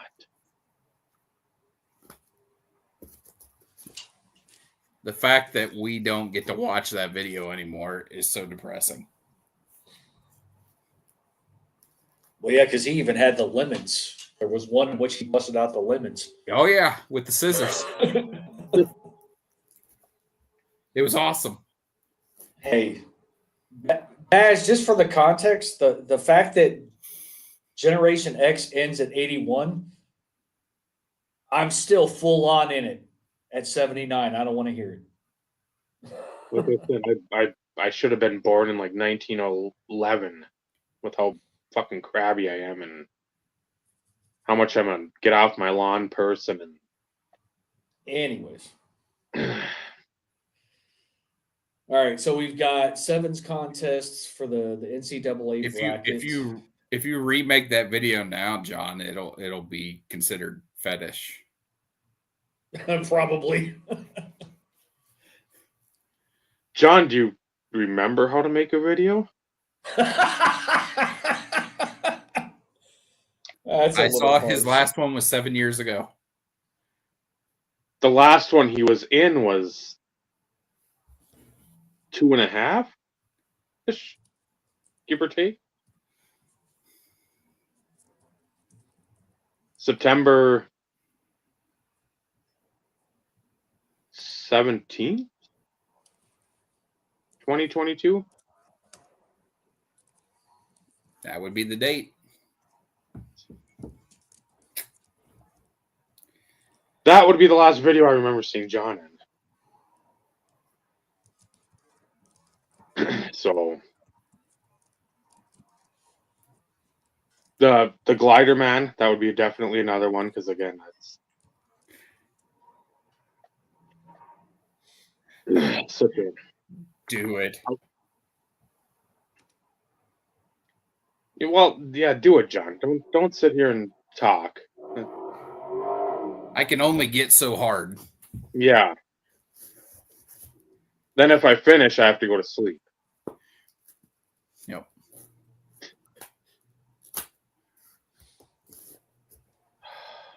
So that's 4. And I guess I'd say, and again, same with like Michael, there's a lot that I'm sure I'm forgetting. But whenever Tattoo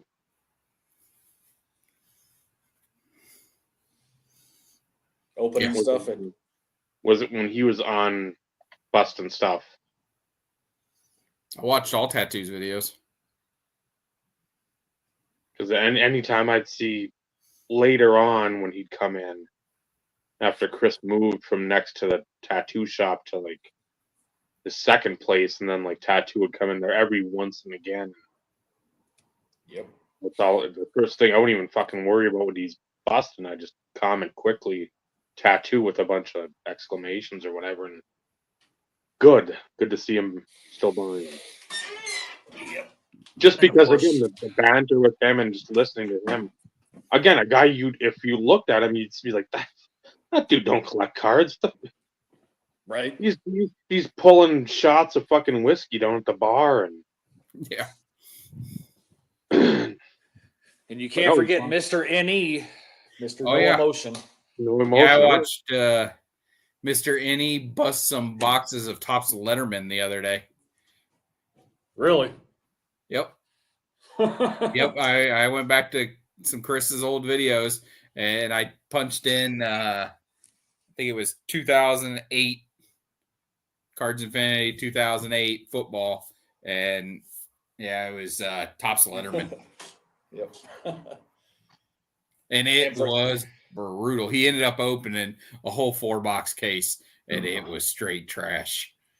God, that was probably one of the most hit or miss products ever created. Yeah. Because if you hit, like, you hit big. Yeah. And if you didn't, you got Jerome Simpson, Andre Caldwell, and fucking Kevin O'Connell until your butthole bled. Yeah. The best card I think he pulled out of 4 boxes. He did hit a 1-on-1. I just can't remember what it was because it was that bad. Or a shit ton of Nate Davis. He hit a Jordy Nelson that was fairly low numbered. That autograph rookie card that was pretty nice. Nate was 09. 09, yeah, I know, but same concept, same idea. You knew what I was going with. The Agnews or the Amaros, you got all the fucking shit bags. It's like, no, watching whoever was like the Johnny Lee Higgins. Oh,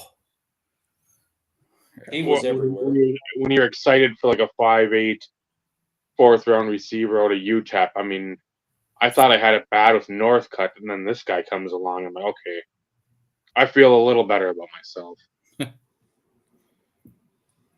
Yeah, the big name guys were just as hard to pull in the rookie years that they were as they are now.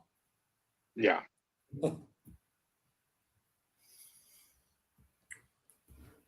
Yep. Well, so, and I watched every Cards Infinity box break of 2009 football product that he ever put on YouTube. Never hit a Clay autograph. Not one. Really? Not one. Because I went back to watch him just to see a Clay rookie auto get pulled. Hey, there aren't any. Not from him, anyway. Well, I was trying to think. He pulled 2 TD 101s. One of which I actually was able to, I didn't even acquire it. The guy actually sent it to me. And then the other one, I was unable to work something out, if I'm not mistaken. But so I guess it's my turn. So I've already given one, being the Christmas episodes, and like Dave said, that's more of a newer thing, but rooted in the history of when we kind of started in the YouTube space. So on the same lines as far as Michael, it's not going to be Chris though. My first dive into breaks on YouTube, which is what kind of was like, okay, I didn't know this was a thing, was AR Platinum. Aaron. So, and part of that just had to do with his freaking voice. Yep. That guy's got a voice for fucking radio, man. And if so I'm still subbed to Aaron. Yep. And same. Like I don't watch his lottery stuff. I don't, but that's what he decided to dive into, is part of his monetizing of his stuff. But again, AR Platinum was the first breaker that I came across and watched religiously. Then, of course, I came across Chris. Spent quite a bit of money with Chris. So I'll go AR Platinum. I mentioned this earlier, but I do have to throw it out there. Bubba Packs with Tyson NZ or Tyson NZ in the words of Tyson. The highest of highest mystery packs on the tube for the time. I used to watch him before joining them, and Bobby AFCOP 13 was like the guy who always hit big. Yeah, Fat Predator. Oh my God. That would have been on my list. I forgot about it. Yes. And for those who don't know, so Tyson lived in the DC area or in the vicinity. Yep. Was at a Nationals game, and like the broadcasters were panning the freaking crowd, and they passed or stumbled across Tyson in the crowd and called him the Fat Predator. Yeah, it was. Was it not like Talk Soup? I don't remember what it was, but or no, it was Joel McHale. Joel McHale was the one who said it. He goes, "Ah, at least I got to stand next to Fat Predator," or something like that. And the person who caught it and posted that video was Jason Big Fish 7499. Was it Jason who ended Yeah, up it was firing? Jason because he's laughing. Fat Predator. God, I forgot about that. I do remember it though. I do remember. Oh it. yeah. But again, Bubba Packs, you know, and Bobby, AFCON 13, literally every time he bought in, Bobby got one of the chasers, and that is not a fucking exaggeration. And you can go back and watch some of the previous uploads on YouTube of Bubba Packs, and Tyson just losing his shit over the fact that Bobby would always pull one of the big fucking chasers. I happened to get lucky later on when I decided to start joining. I did pretty well too myself. But Bubba Packs, a lot of people look forward to them. They weren't cheap, but, and I'm going to be honest, for those for those who don't know what mystery packs are, you can kind of, they're similar to like repack products if you want to kind of make a comparison between then and now. The only difference is usually with mystery packs, one, there was a set number of packs per offering, whether that be 10, 20, 30, 40, 50, whatever it was. There was X number of chasers that, of course, you were trying to get. And at the time, chaser could be anywhere between, you know, 150 and like $400 or $500, depending on sport or whatever. So, yes, there was at least a finite amount. It's not like you were buying into something in which, like, you see freaking backyard breaks and their fucking repack shit of endless garbage.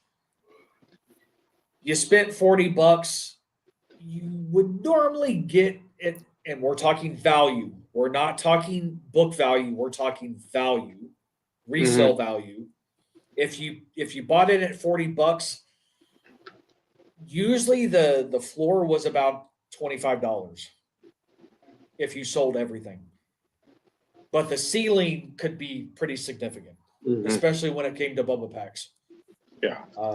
Case in point, I had a Strasbourg auto and a quad auto from Exquisite with Adrian Peterson, Gail Sayers, LaDainian Tomlinson, and somebody else I can't remember. probably and Barry Sanders. could have been in one round. So like that just kind of gives you an idea. So that's 3. Let's see. This one is more personal to me. But Christmas 2011 was the reactions from everybody that I sent Christmas packages to.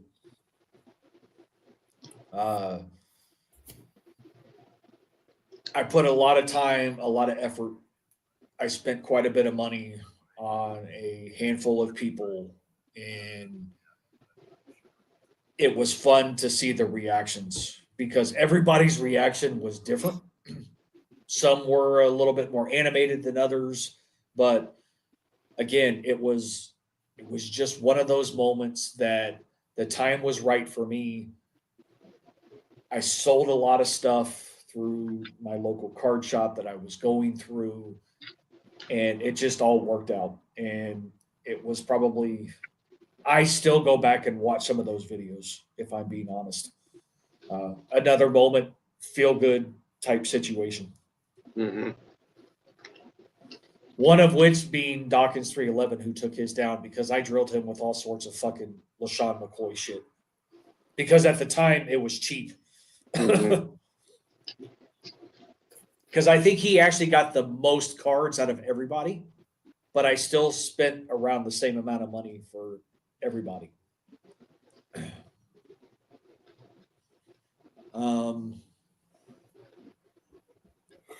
let's see. What would be the other one? Another personal favorite, and of course, again, this is more related to me, was the package I sent Chris that included the Donkey Kong Sue from Bowman Platinum with the Lions nameplate across the chest that I showed on Blog TV. I can't tell you how many times, rubbing it in his face, knowing that at some point I was going to send it to him. And he had no fucking clue. And to see the reaction and, you know, him even correcting himself. Damn you, Steve. Steven. Because everybody has called me Steve. Everybody. But for the record, my name is Steven. It has been Steven. That is on my birth certificate.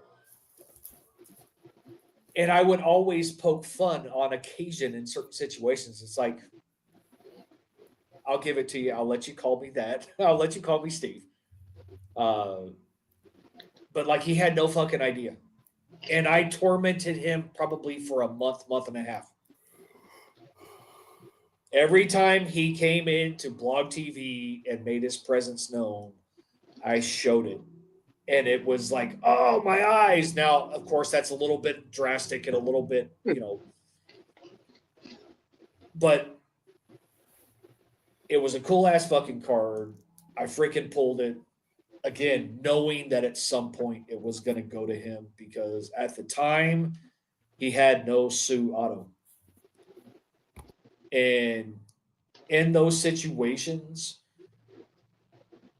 it was always an added bonus for somebody in the group to hit somebody with a card, I should say an autograph, jersey, patch, whatever, of a player that they had never had yet.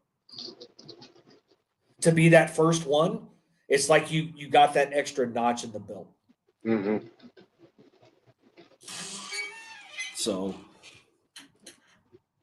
two more on the personal side, but again, you know, and there's others. Like, I hit Chris more than I hit anybody.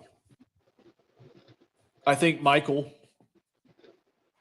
down there was probably number 2 because we had some pretty good fucking wars.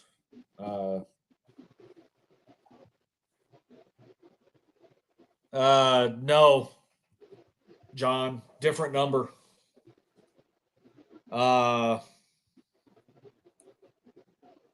Michael's got it. I haven't had that number in a few years. Are you on Instagram?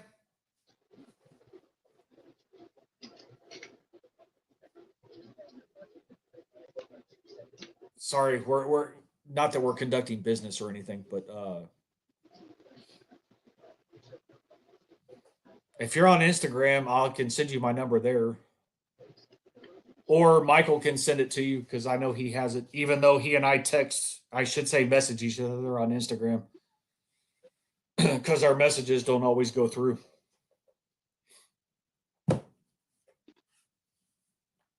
That's one of my least favorite memories is the fact that I had so many fucking numbers for a lot of guys. And because my old phone crapped out and it's one of those in which I decided to stop paying for the line because I have a work phone that my company pays for. I lost contact with a lot of guys. John being one of them. Not that John and I talked a whole lot, but still. Michael. Yo. Send Smitty my cell phone number, if you wouldn't mind. Yeah.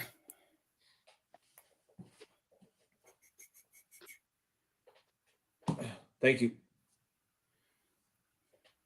So, and I'll say, seeing Brad get Pippin last Christmas, the exquisite. Yeah, I didn't even think about that one, Dave. I didn't even think about that one. Because I know we had talked about it a lot before it was like Yeah, because you, me, and Vinny had talked about it quite a bit. And then when the thing came up of trying to drum up interest and whatever, it's like, you really don't need to go with Dolphins route. No. Not that he won't appreciate, like, you dropped X amount on like a flawless or whatever. That'd be nice. This over here in this corner is, you want to get your reaction? You want to get him something he'll never fucking buy himself? That's the card. Yep. 1000%. Yeah, because I made sure that I reiterated that in the big email conversation. Oh, that was just brutal. Every fucking buddy in there like replies. I'm like, I don't. Well, but see, and that was the thing, because it's like that's immediately what I went to. It's like, okay, guys, yeah, Dolphins, yes, but no, I don't think you guys understand.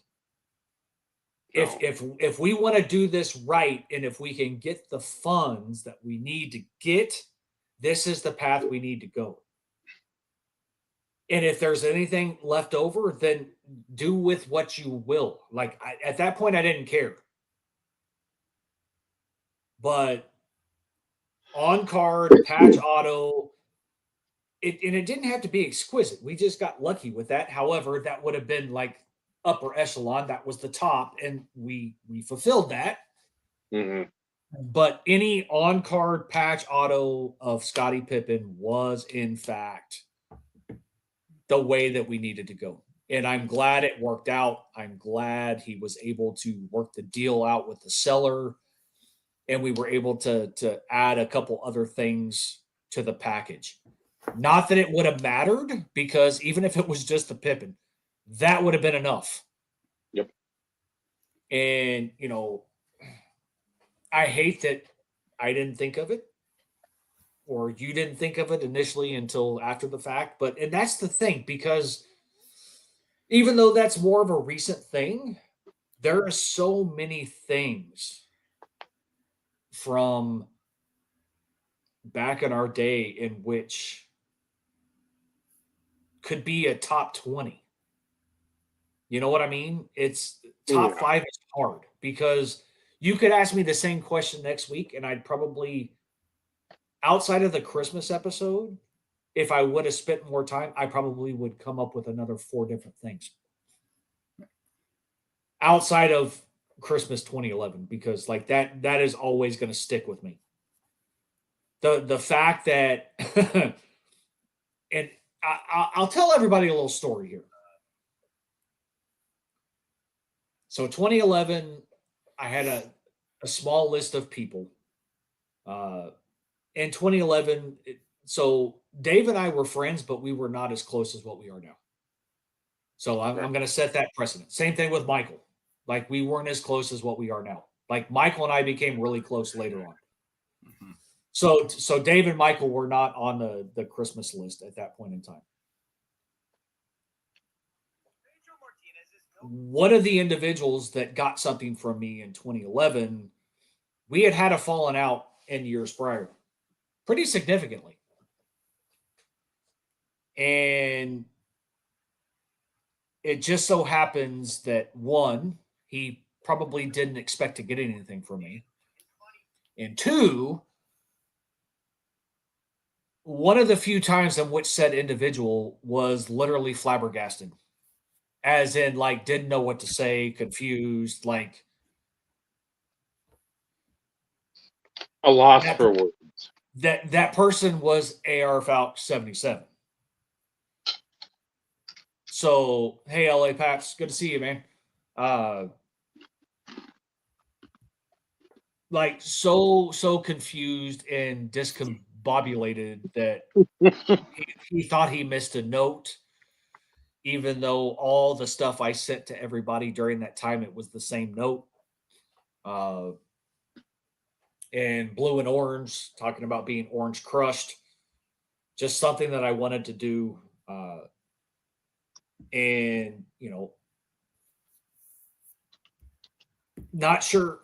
And if I'm being honest, not sure why I sent him anything. Like, we had kind of reconciled a little bit, but it wasn't it wasn't like we were best of friends like we were prior to said situation that caused us to disagree and kind of have a falling out. But don't hold me to this because I want to say it was 2010 was the year in which the card I sent him an NFL logo shield Matt Ryan 101 from Leaf Certified.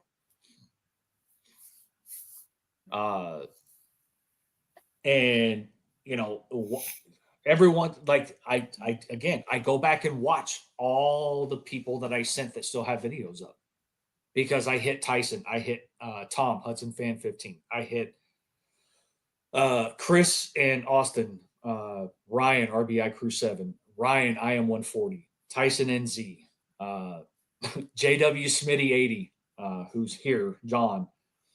So it was people that were fairly close in my circle in which I talked to consistently.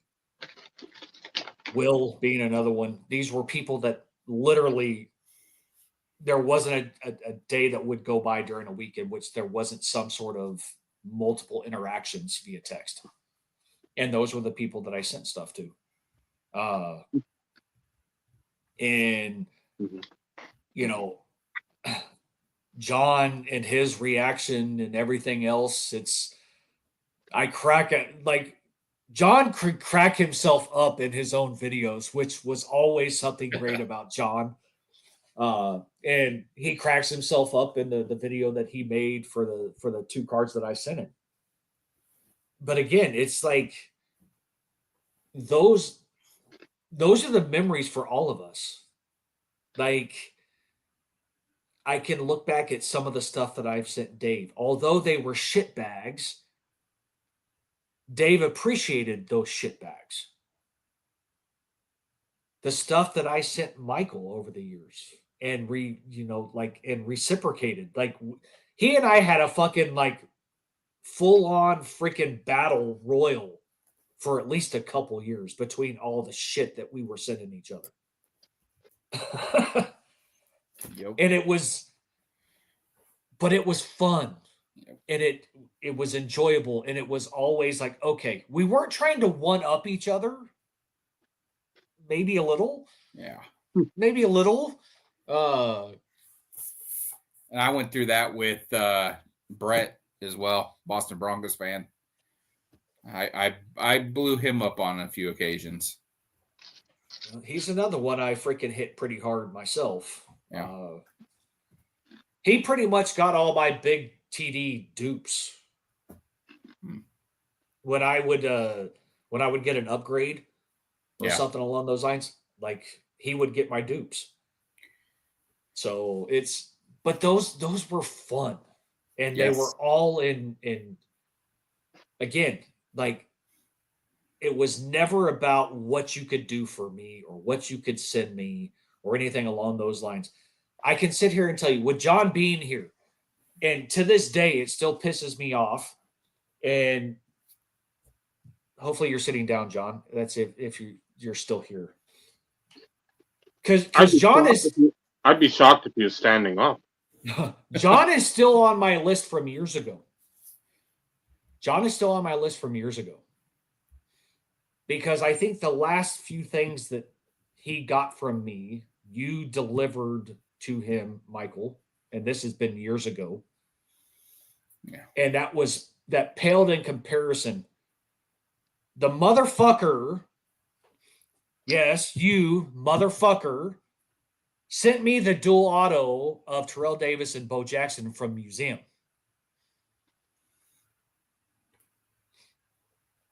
And all I did was ask, hey, can we work out something, cash, trade, whatever? What's he do? The motherfucker just sends it to me. And I still have it. It's not going anywhere.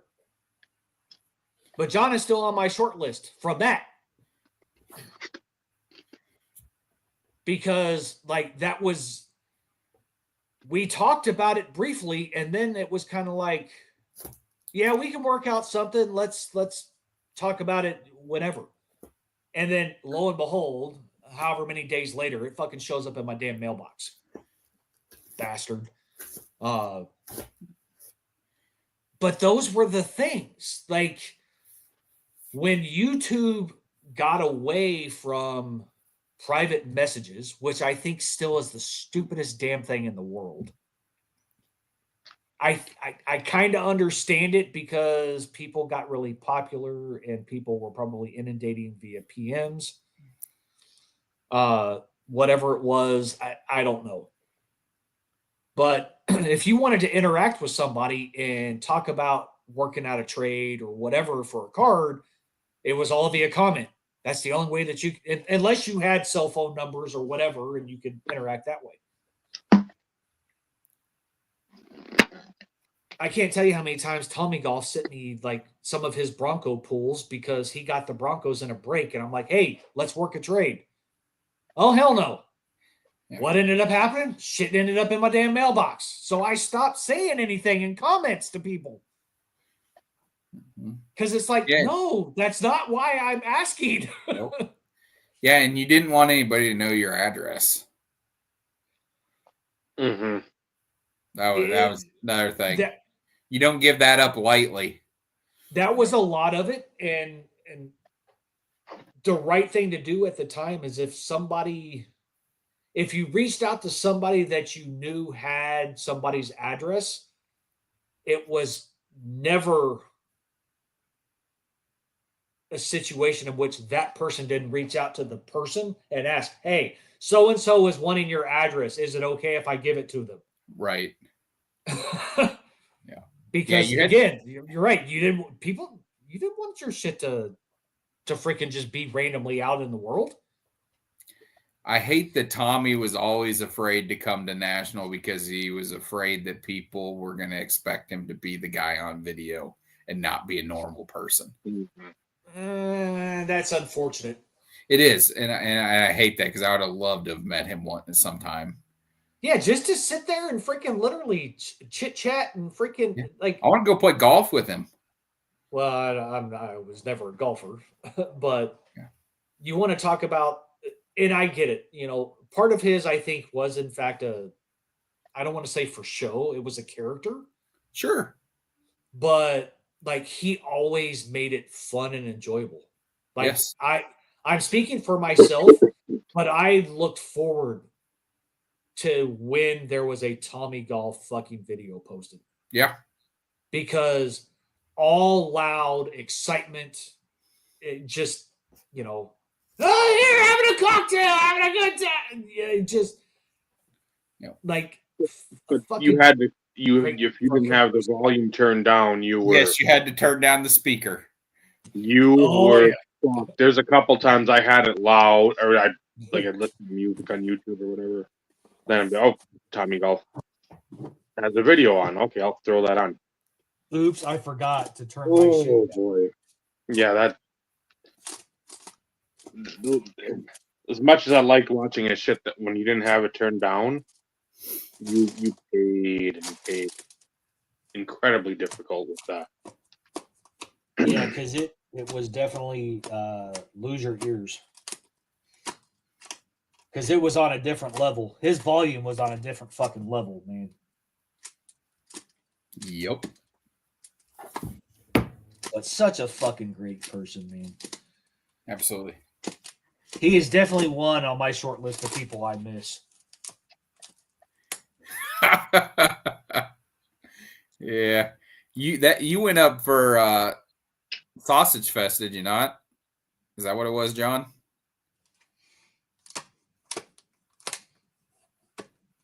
And see, that would have, and I don't, I'm trying to remember if that was like March of 2012.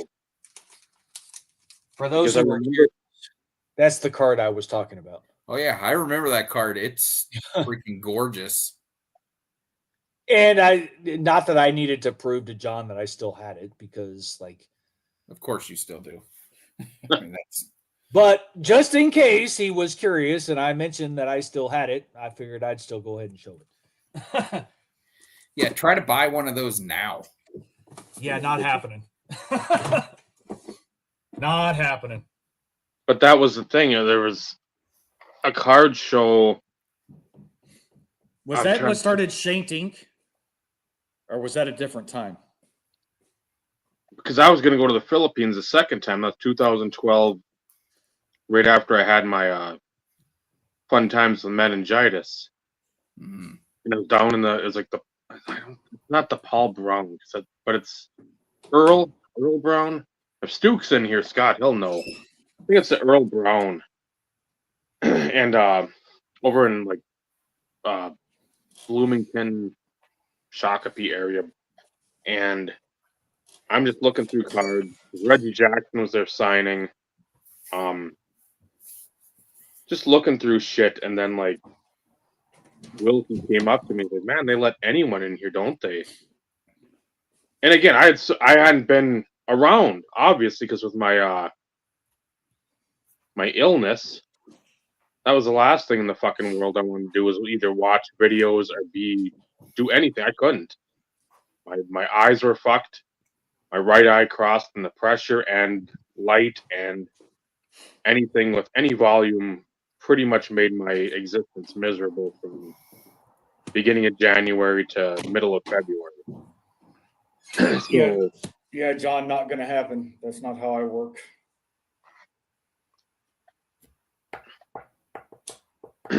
so I remember seeing when I don't even know because that's when I was looking at like it was like a sketch card of Josh Johnson update, Topps update, and just looking, and the guy was from St. Cloud and he wanted like 200, 250 for it, and I'm just like, good luck. And that's when Wilkie, I think, was there. And he's like, "Oh, I want to say Will was with him, but I don't know if I had seen Will yet, like in video. It had always been him set up with the camera like right here, so you're just showing in front of it, sort of like what Ed did, Wesker, forever and a day until he had like the reveal. So I don't remember Will being on film by that time, but he's like, oh yeah, Fralin and I don't know who else was there. But I mean, Smitty was probably there at that time, and then whoever else. But I do remember there's a bunch of them. So when was Shanked Ink? Because it was kind of like the same thing. I think that was 11. Everybody's buying up all the 11 because that's when you fucking had Titus Young. I think that was like the big. Cam Newton. Well, yeah, you had Cam Newton, but you got Titus Young. That was your Shanked Ink. So I wasn't part of that. So I have one of the business cards from Shanked Ink. I think if wherever my Titus Young collection is, I want to say Chris sent me the one he ripped up on in the video. They're like was it UD Legends auto, I think. You either got Titus Young or you got Ryan Broyles. I think Broyles was 09, but at the same time, I think they all just like interchanged in every product. Or at least that's what it seemed like. Yep. Yeah, because I know like they had the big picture of all the group that was there for Shanked Ink.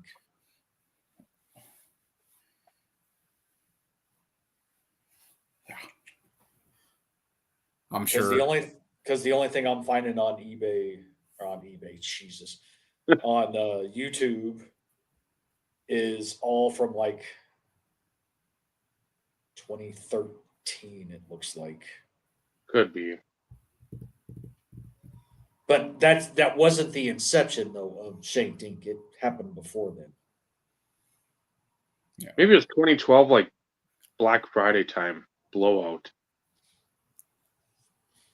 I don't remember. Because I just remember people getting a lot of boxes and getting a lot of shit.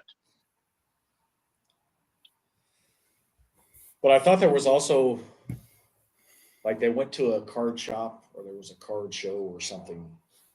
And that could be it.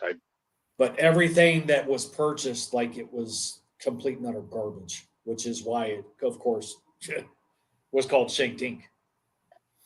And Brett Hager, he was a member of that group until he bought that case of museum collection at National and busted it in the DoubleTree lobby. It was museum collection baseball, and it was absolutely nasty. He pulled a Griffey framed auto, pulled a Strasburg crazy, I think 101 logo patch, or I think it was laundry tag, is what it was.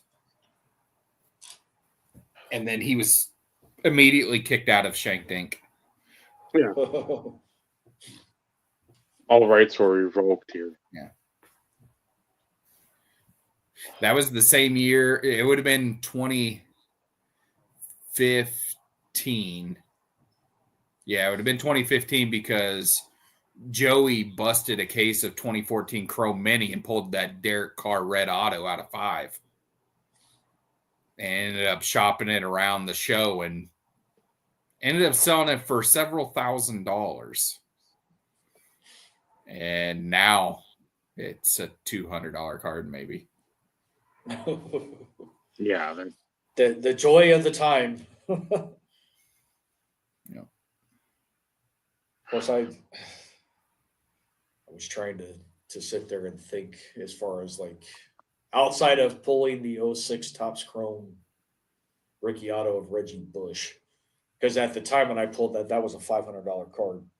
Whew. Prior to that, I was trying to think of what would have been. At the time, it was huge. I did pull the 2005 Topps Chrome Black rookie refractor of Alex Smith. That was a monster. But what's sad is even in 2005, it sold for, I think, like $150. Oh, good Lord. But again, in that time, selling anything for over $100 was huge. Yeah. So,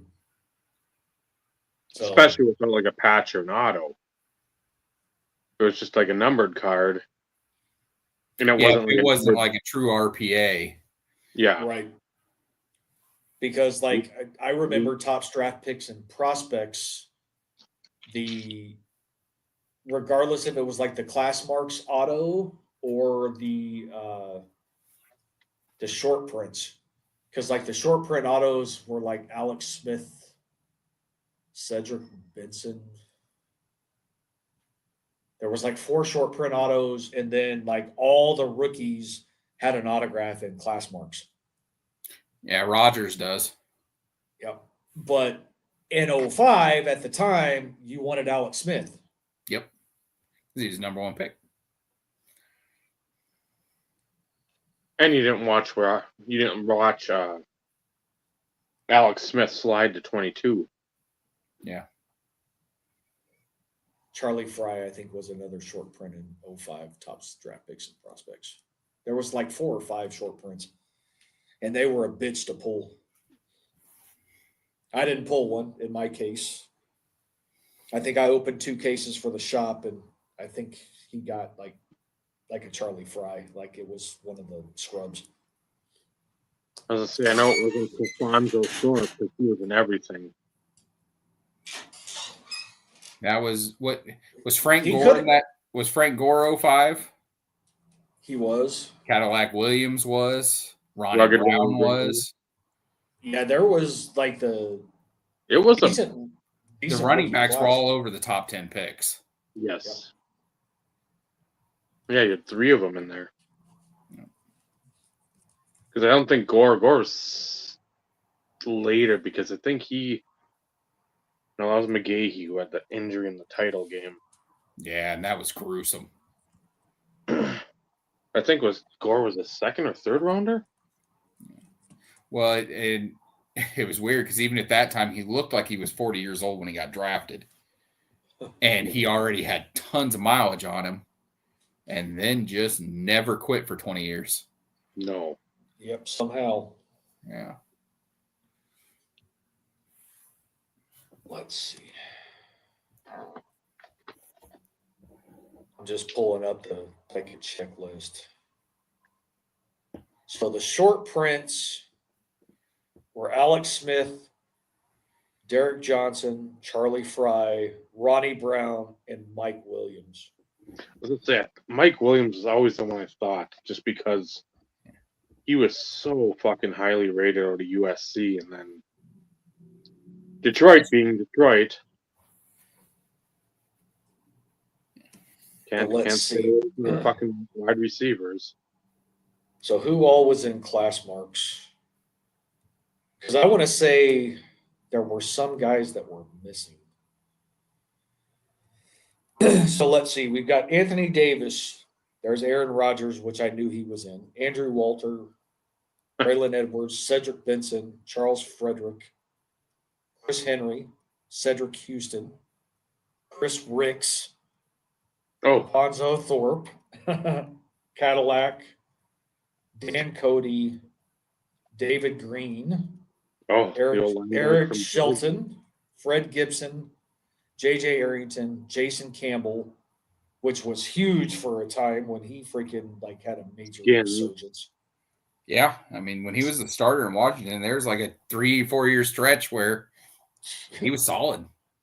Yeah, Jason White, Kyle Orton, Marion Barber, Mark Clayton, Marlon Jackson, Reggie Brown, T.A. McClendon, and Walter Reyes.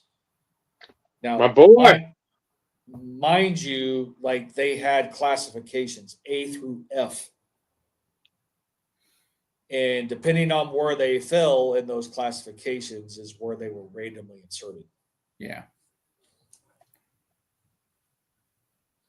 Walter Reyes. T.A. McClendon, running back from North Carolina State. Ricks was a quarterback from Florida State.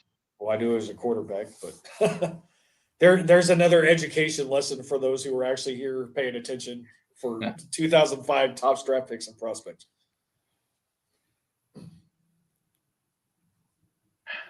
I think I still think I have 3 sets and 2 Chrome sets because I bought a case.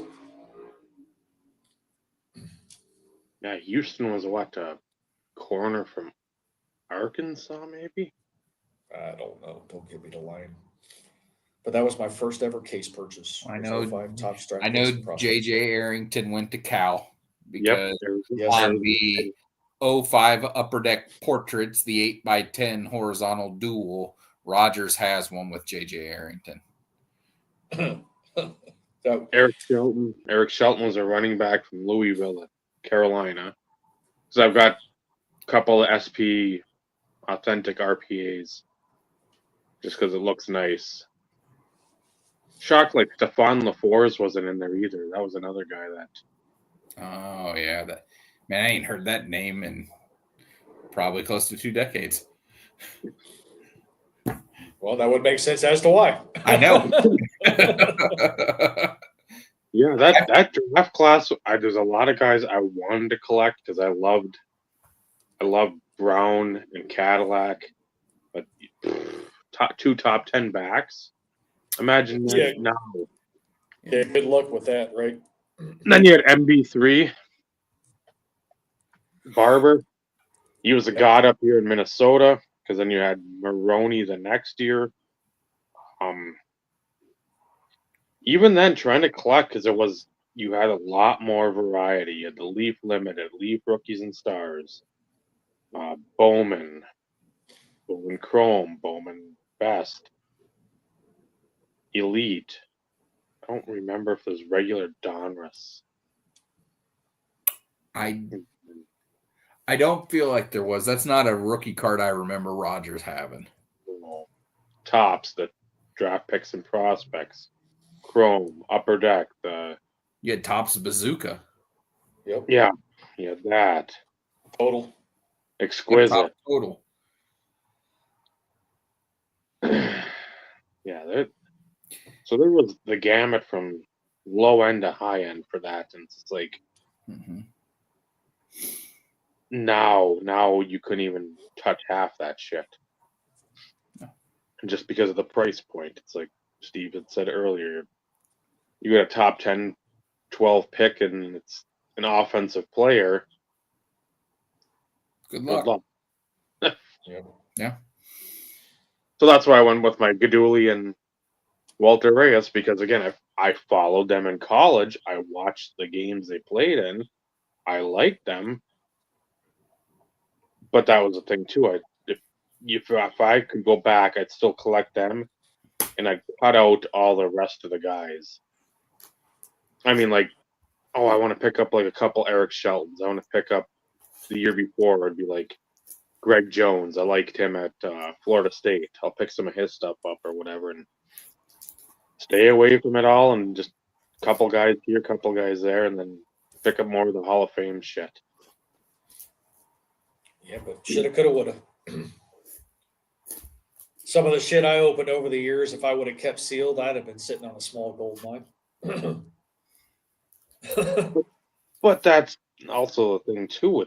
We were brought up in the generation of busting the fucking pack. It was wasn't all about sitting on shit and playing this fucking like Wall Street game. It was, you got packs. You're not even leaving the card shop without busting them open.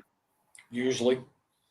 So yeah, that's always tough for me. It's like, Well, but not anymore.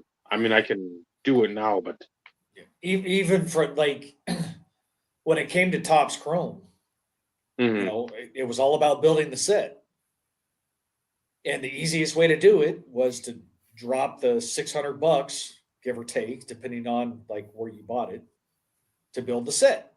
Mhm. Because if you bought a case, there should be no reason as to why you don't get a full set. Mhm.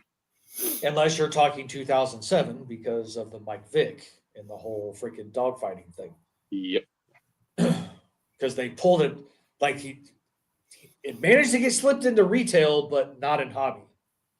Because usually hobby would come out before retail, but Yeah. you know, whatever. Mm-hmm. But you know, looking back on shit like 06 is irrelevant. There's still like there's not. Cutler still had a decent career, you know, but Marshall. Brandon Marshall. There's others that still had decent careers, but Yeah. it was Not touted talking, as not talking Hall of Famers out of that class. correct. Joe Kloppenstein. Yeah. But you know, 04, I built 04 Topps Chrome by busting boxes. Box of 2004 Topps Chrome probably goes between $7,000 and $1,000, which is crazy when you think about it. 05 probably close to the same, all because of Rodgers and the fact that you know uncirculated rookie autograph. Like there's other things within 05 that you know 04 didn't have. But you know the gold refractors are incredible out of 05. They're beautiful. The box toppers. Yeah, the gold X-Fractor box toppers. Yep. And then the actual golds, which were because the black looked just like the base and the refractor, but the gold was a retro border. Because I know a few people that have dropped, you know, between $5,000 and $8,000 on a gold Rodgers. Yeah, because they were tough as hell. Yeah, I know somebody that has the 12 out of 50, and they just bought it in the last like 2 years, and they got it for. And actually, I take that back. It was paper. The one he got was paper, but it was 12 out of 50, and he got it for dirt cheap. Somebody listed, didn't know what they had. Well, which is rare in these days because everybody knows everything now. You don't. Yeah, you don't get but do they? But do they? Yeah. I haven't found anything like that in a long time. The one that I missed out on and it makes me sick, was somebody listed a PMG green Reggie White for $50. Buy it now. Oh fuck!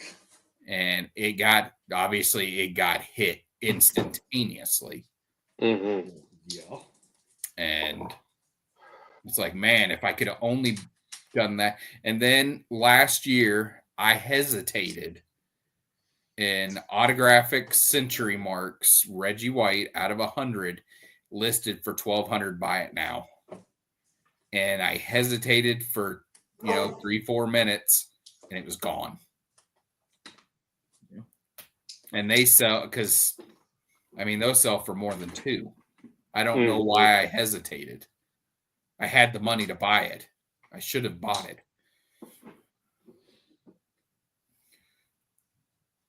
That one will 2005 always uncirculated X Fractor. Yeah, that's pretty. Of course. Now, Rogers didn't have an unsigned version of that. I believe that's correct. Yeah, he only had autographs. Unless it's just a card I've never seen before. No, I think you're right. But, as I mentioned, I opened a case, so I would have had 12 uncirculated X Fractors. I think I only have 5 left, so that ought to tell you which ones, obviously some of the other ones sold back in 05. Do you guys remember, I'm pretty sure it was owned by Beckett, the Pit? Yep. I owned the only uncirculated card I ever owned. It was uncirculated Bowman Chrome Rich Harden rookie card. And I got it from the Pit. And if I remember correctly, it isn't Rich. The name isn't Rich on the card. I can't remember what his first name was because he didn't go by his first name. He went by his middle name. I just can't remember what it was. Don't get me to lie. No, because there's that for I think 02 for McCown. Yeah. But I think it was only 02, 03. Yeah, it was very short-lived. And then E-Tops ran for quite a while. I had some great E-Tops cards. And I ended up pulling them out and getting the physical copies. But I had the Aaron Rodgers rookie, and I had the Adrian Peterson rookie, which was a top 10 E-Tops card. It was in the top 10 of E-Tops. I always remember that Tony Banks was number 1. It was a Rams Tony Banks card. Short printed, big time. Yeah, it was only 112 copies or something like that because nobody bought them because they were all sold like stocks. Yep. Yeah. Like IPOs. Yeah, you had a week or 5 days or whatever it was, and then guess what? You don't get it in that 5 days, you're pretty much SOL. Yep. Then you got to try to buy it on the secondary market, and it's substantially more money.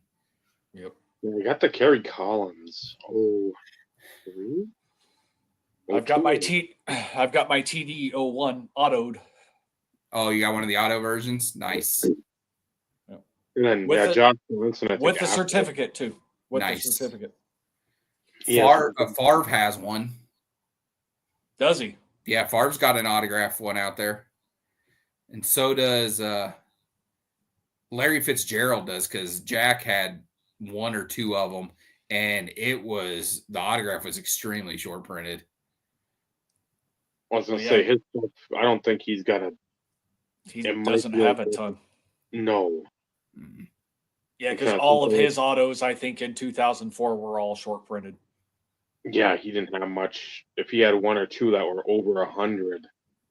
I feel like only the SP Authentic RPA was one that was over 100. And even that was a 399. I don't know if that's one of the shorter. I was thinking it was only 199.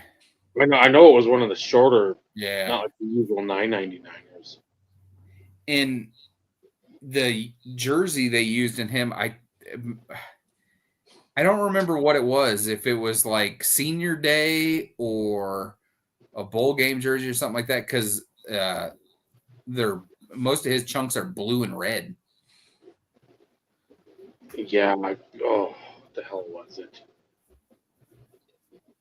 Because I remember that, and that was something people were like, what the fuck's going on here? That's not Pitt's Mhm. colors. And Senior Bowl, I think, yeah, it was just like the blue and red. So it must have been that. Because I think Greg Jones had some of that too. Because I was trying to think, because Topps Chrome for 04, I don't remember the insert set, but it was a rookie insert set. And for the life of me, I can't recall the name of it. But I know there were autograph variations, but I don't know if those were serial numbered or not. They had the prospects or whatever it was. Was it Premier Prospects, maybe? Yeah. But I know they had autograph variations, but I don't recall if they were serial numbered or not. But even then, like you knew that almost every Larry Fitz stuff from 04, if it was autographed, it was short printed. Yeah, his contender sells for quite a bit of money. I think it may have come down a little bit, but I feel like that used to be a $3,000 card. Him and Peppers, those are the two that I think of right away. Peppers. Yep. That stuff was stupid low. Well, and Peppers didn't sign for all of his career, and then right at the end, he started signing.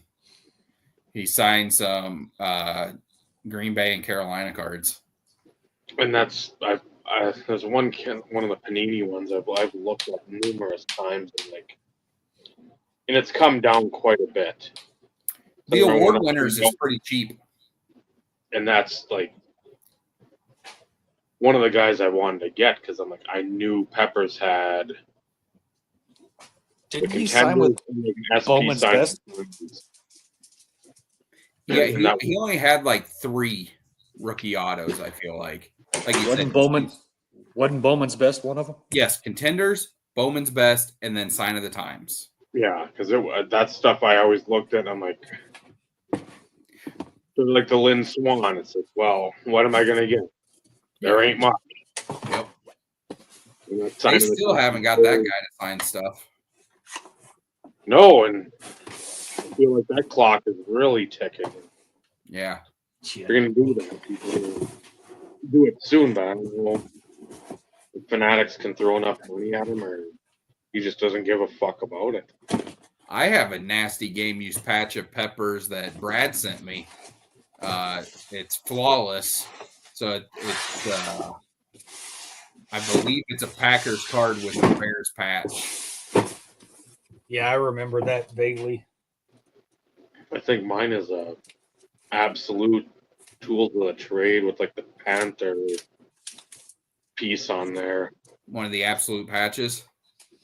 Not like the big trade. Yeah, I think it's 25 or 50. Nice. But, yeah.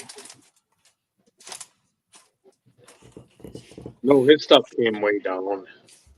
Which again, I don't know why. People don't respect defense.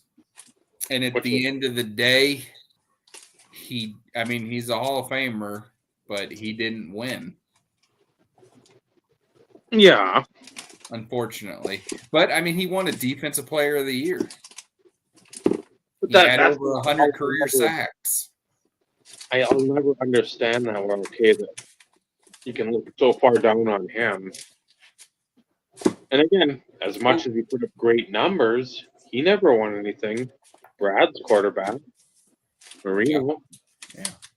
But he held all the records when he retired.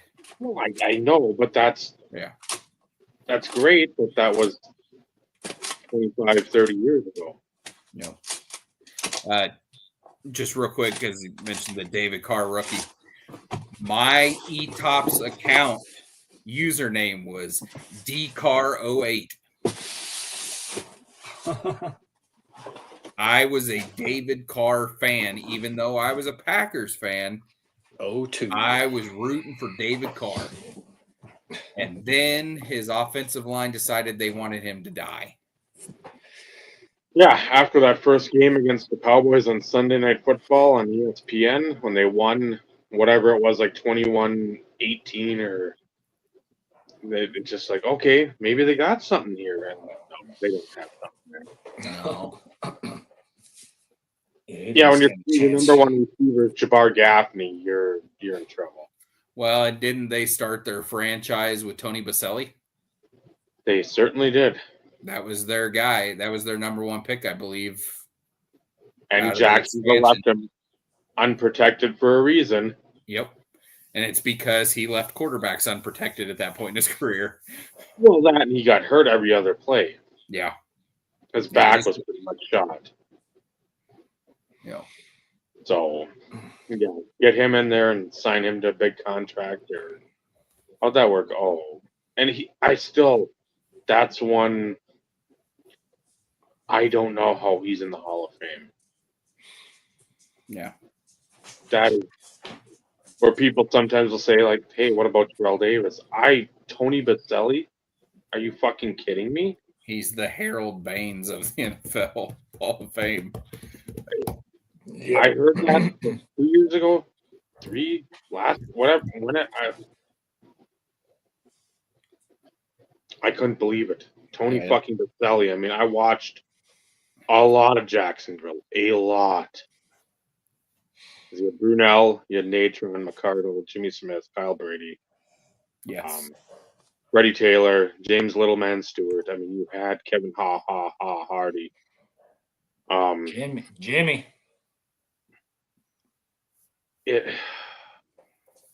And Baselli, it's just like he was good for when he was out there, but he wasn't out there nearly enough. Jimmy Smith was one of Sicto's PCs, wasn't he? Yeah. It's good to see you, John. Don't be a stranger. Yeah, maybe you can come on here once in a while, asshole. Yes. You see how easy it is. Now that he's got his room set up now, he should be coming on here. Well, keep pushing, Michael. Keep pushing. But I will say, we're over 2 hours 42 minutes. Yeah, it's approaching my bedtime real hard. That's the reason why I said it, because I just now realized the time. I was like, holy shit, we've actually gone longer than 2.5 hours. Time to wrap this up.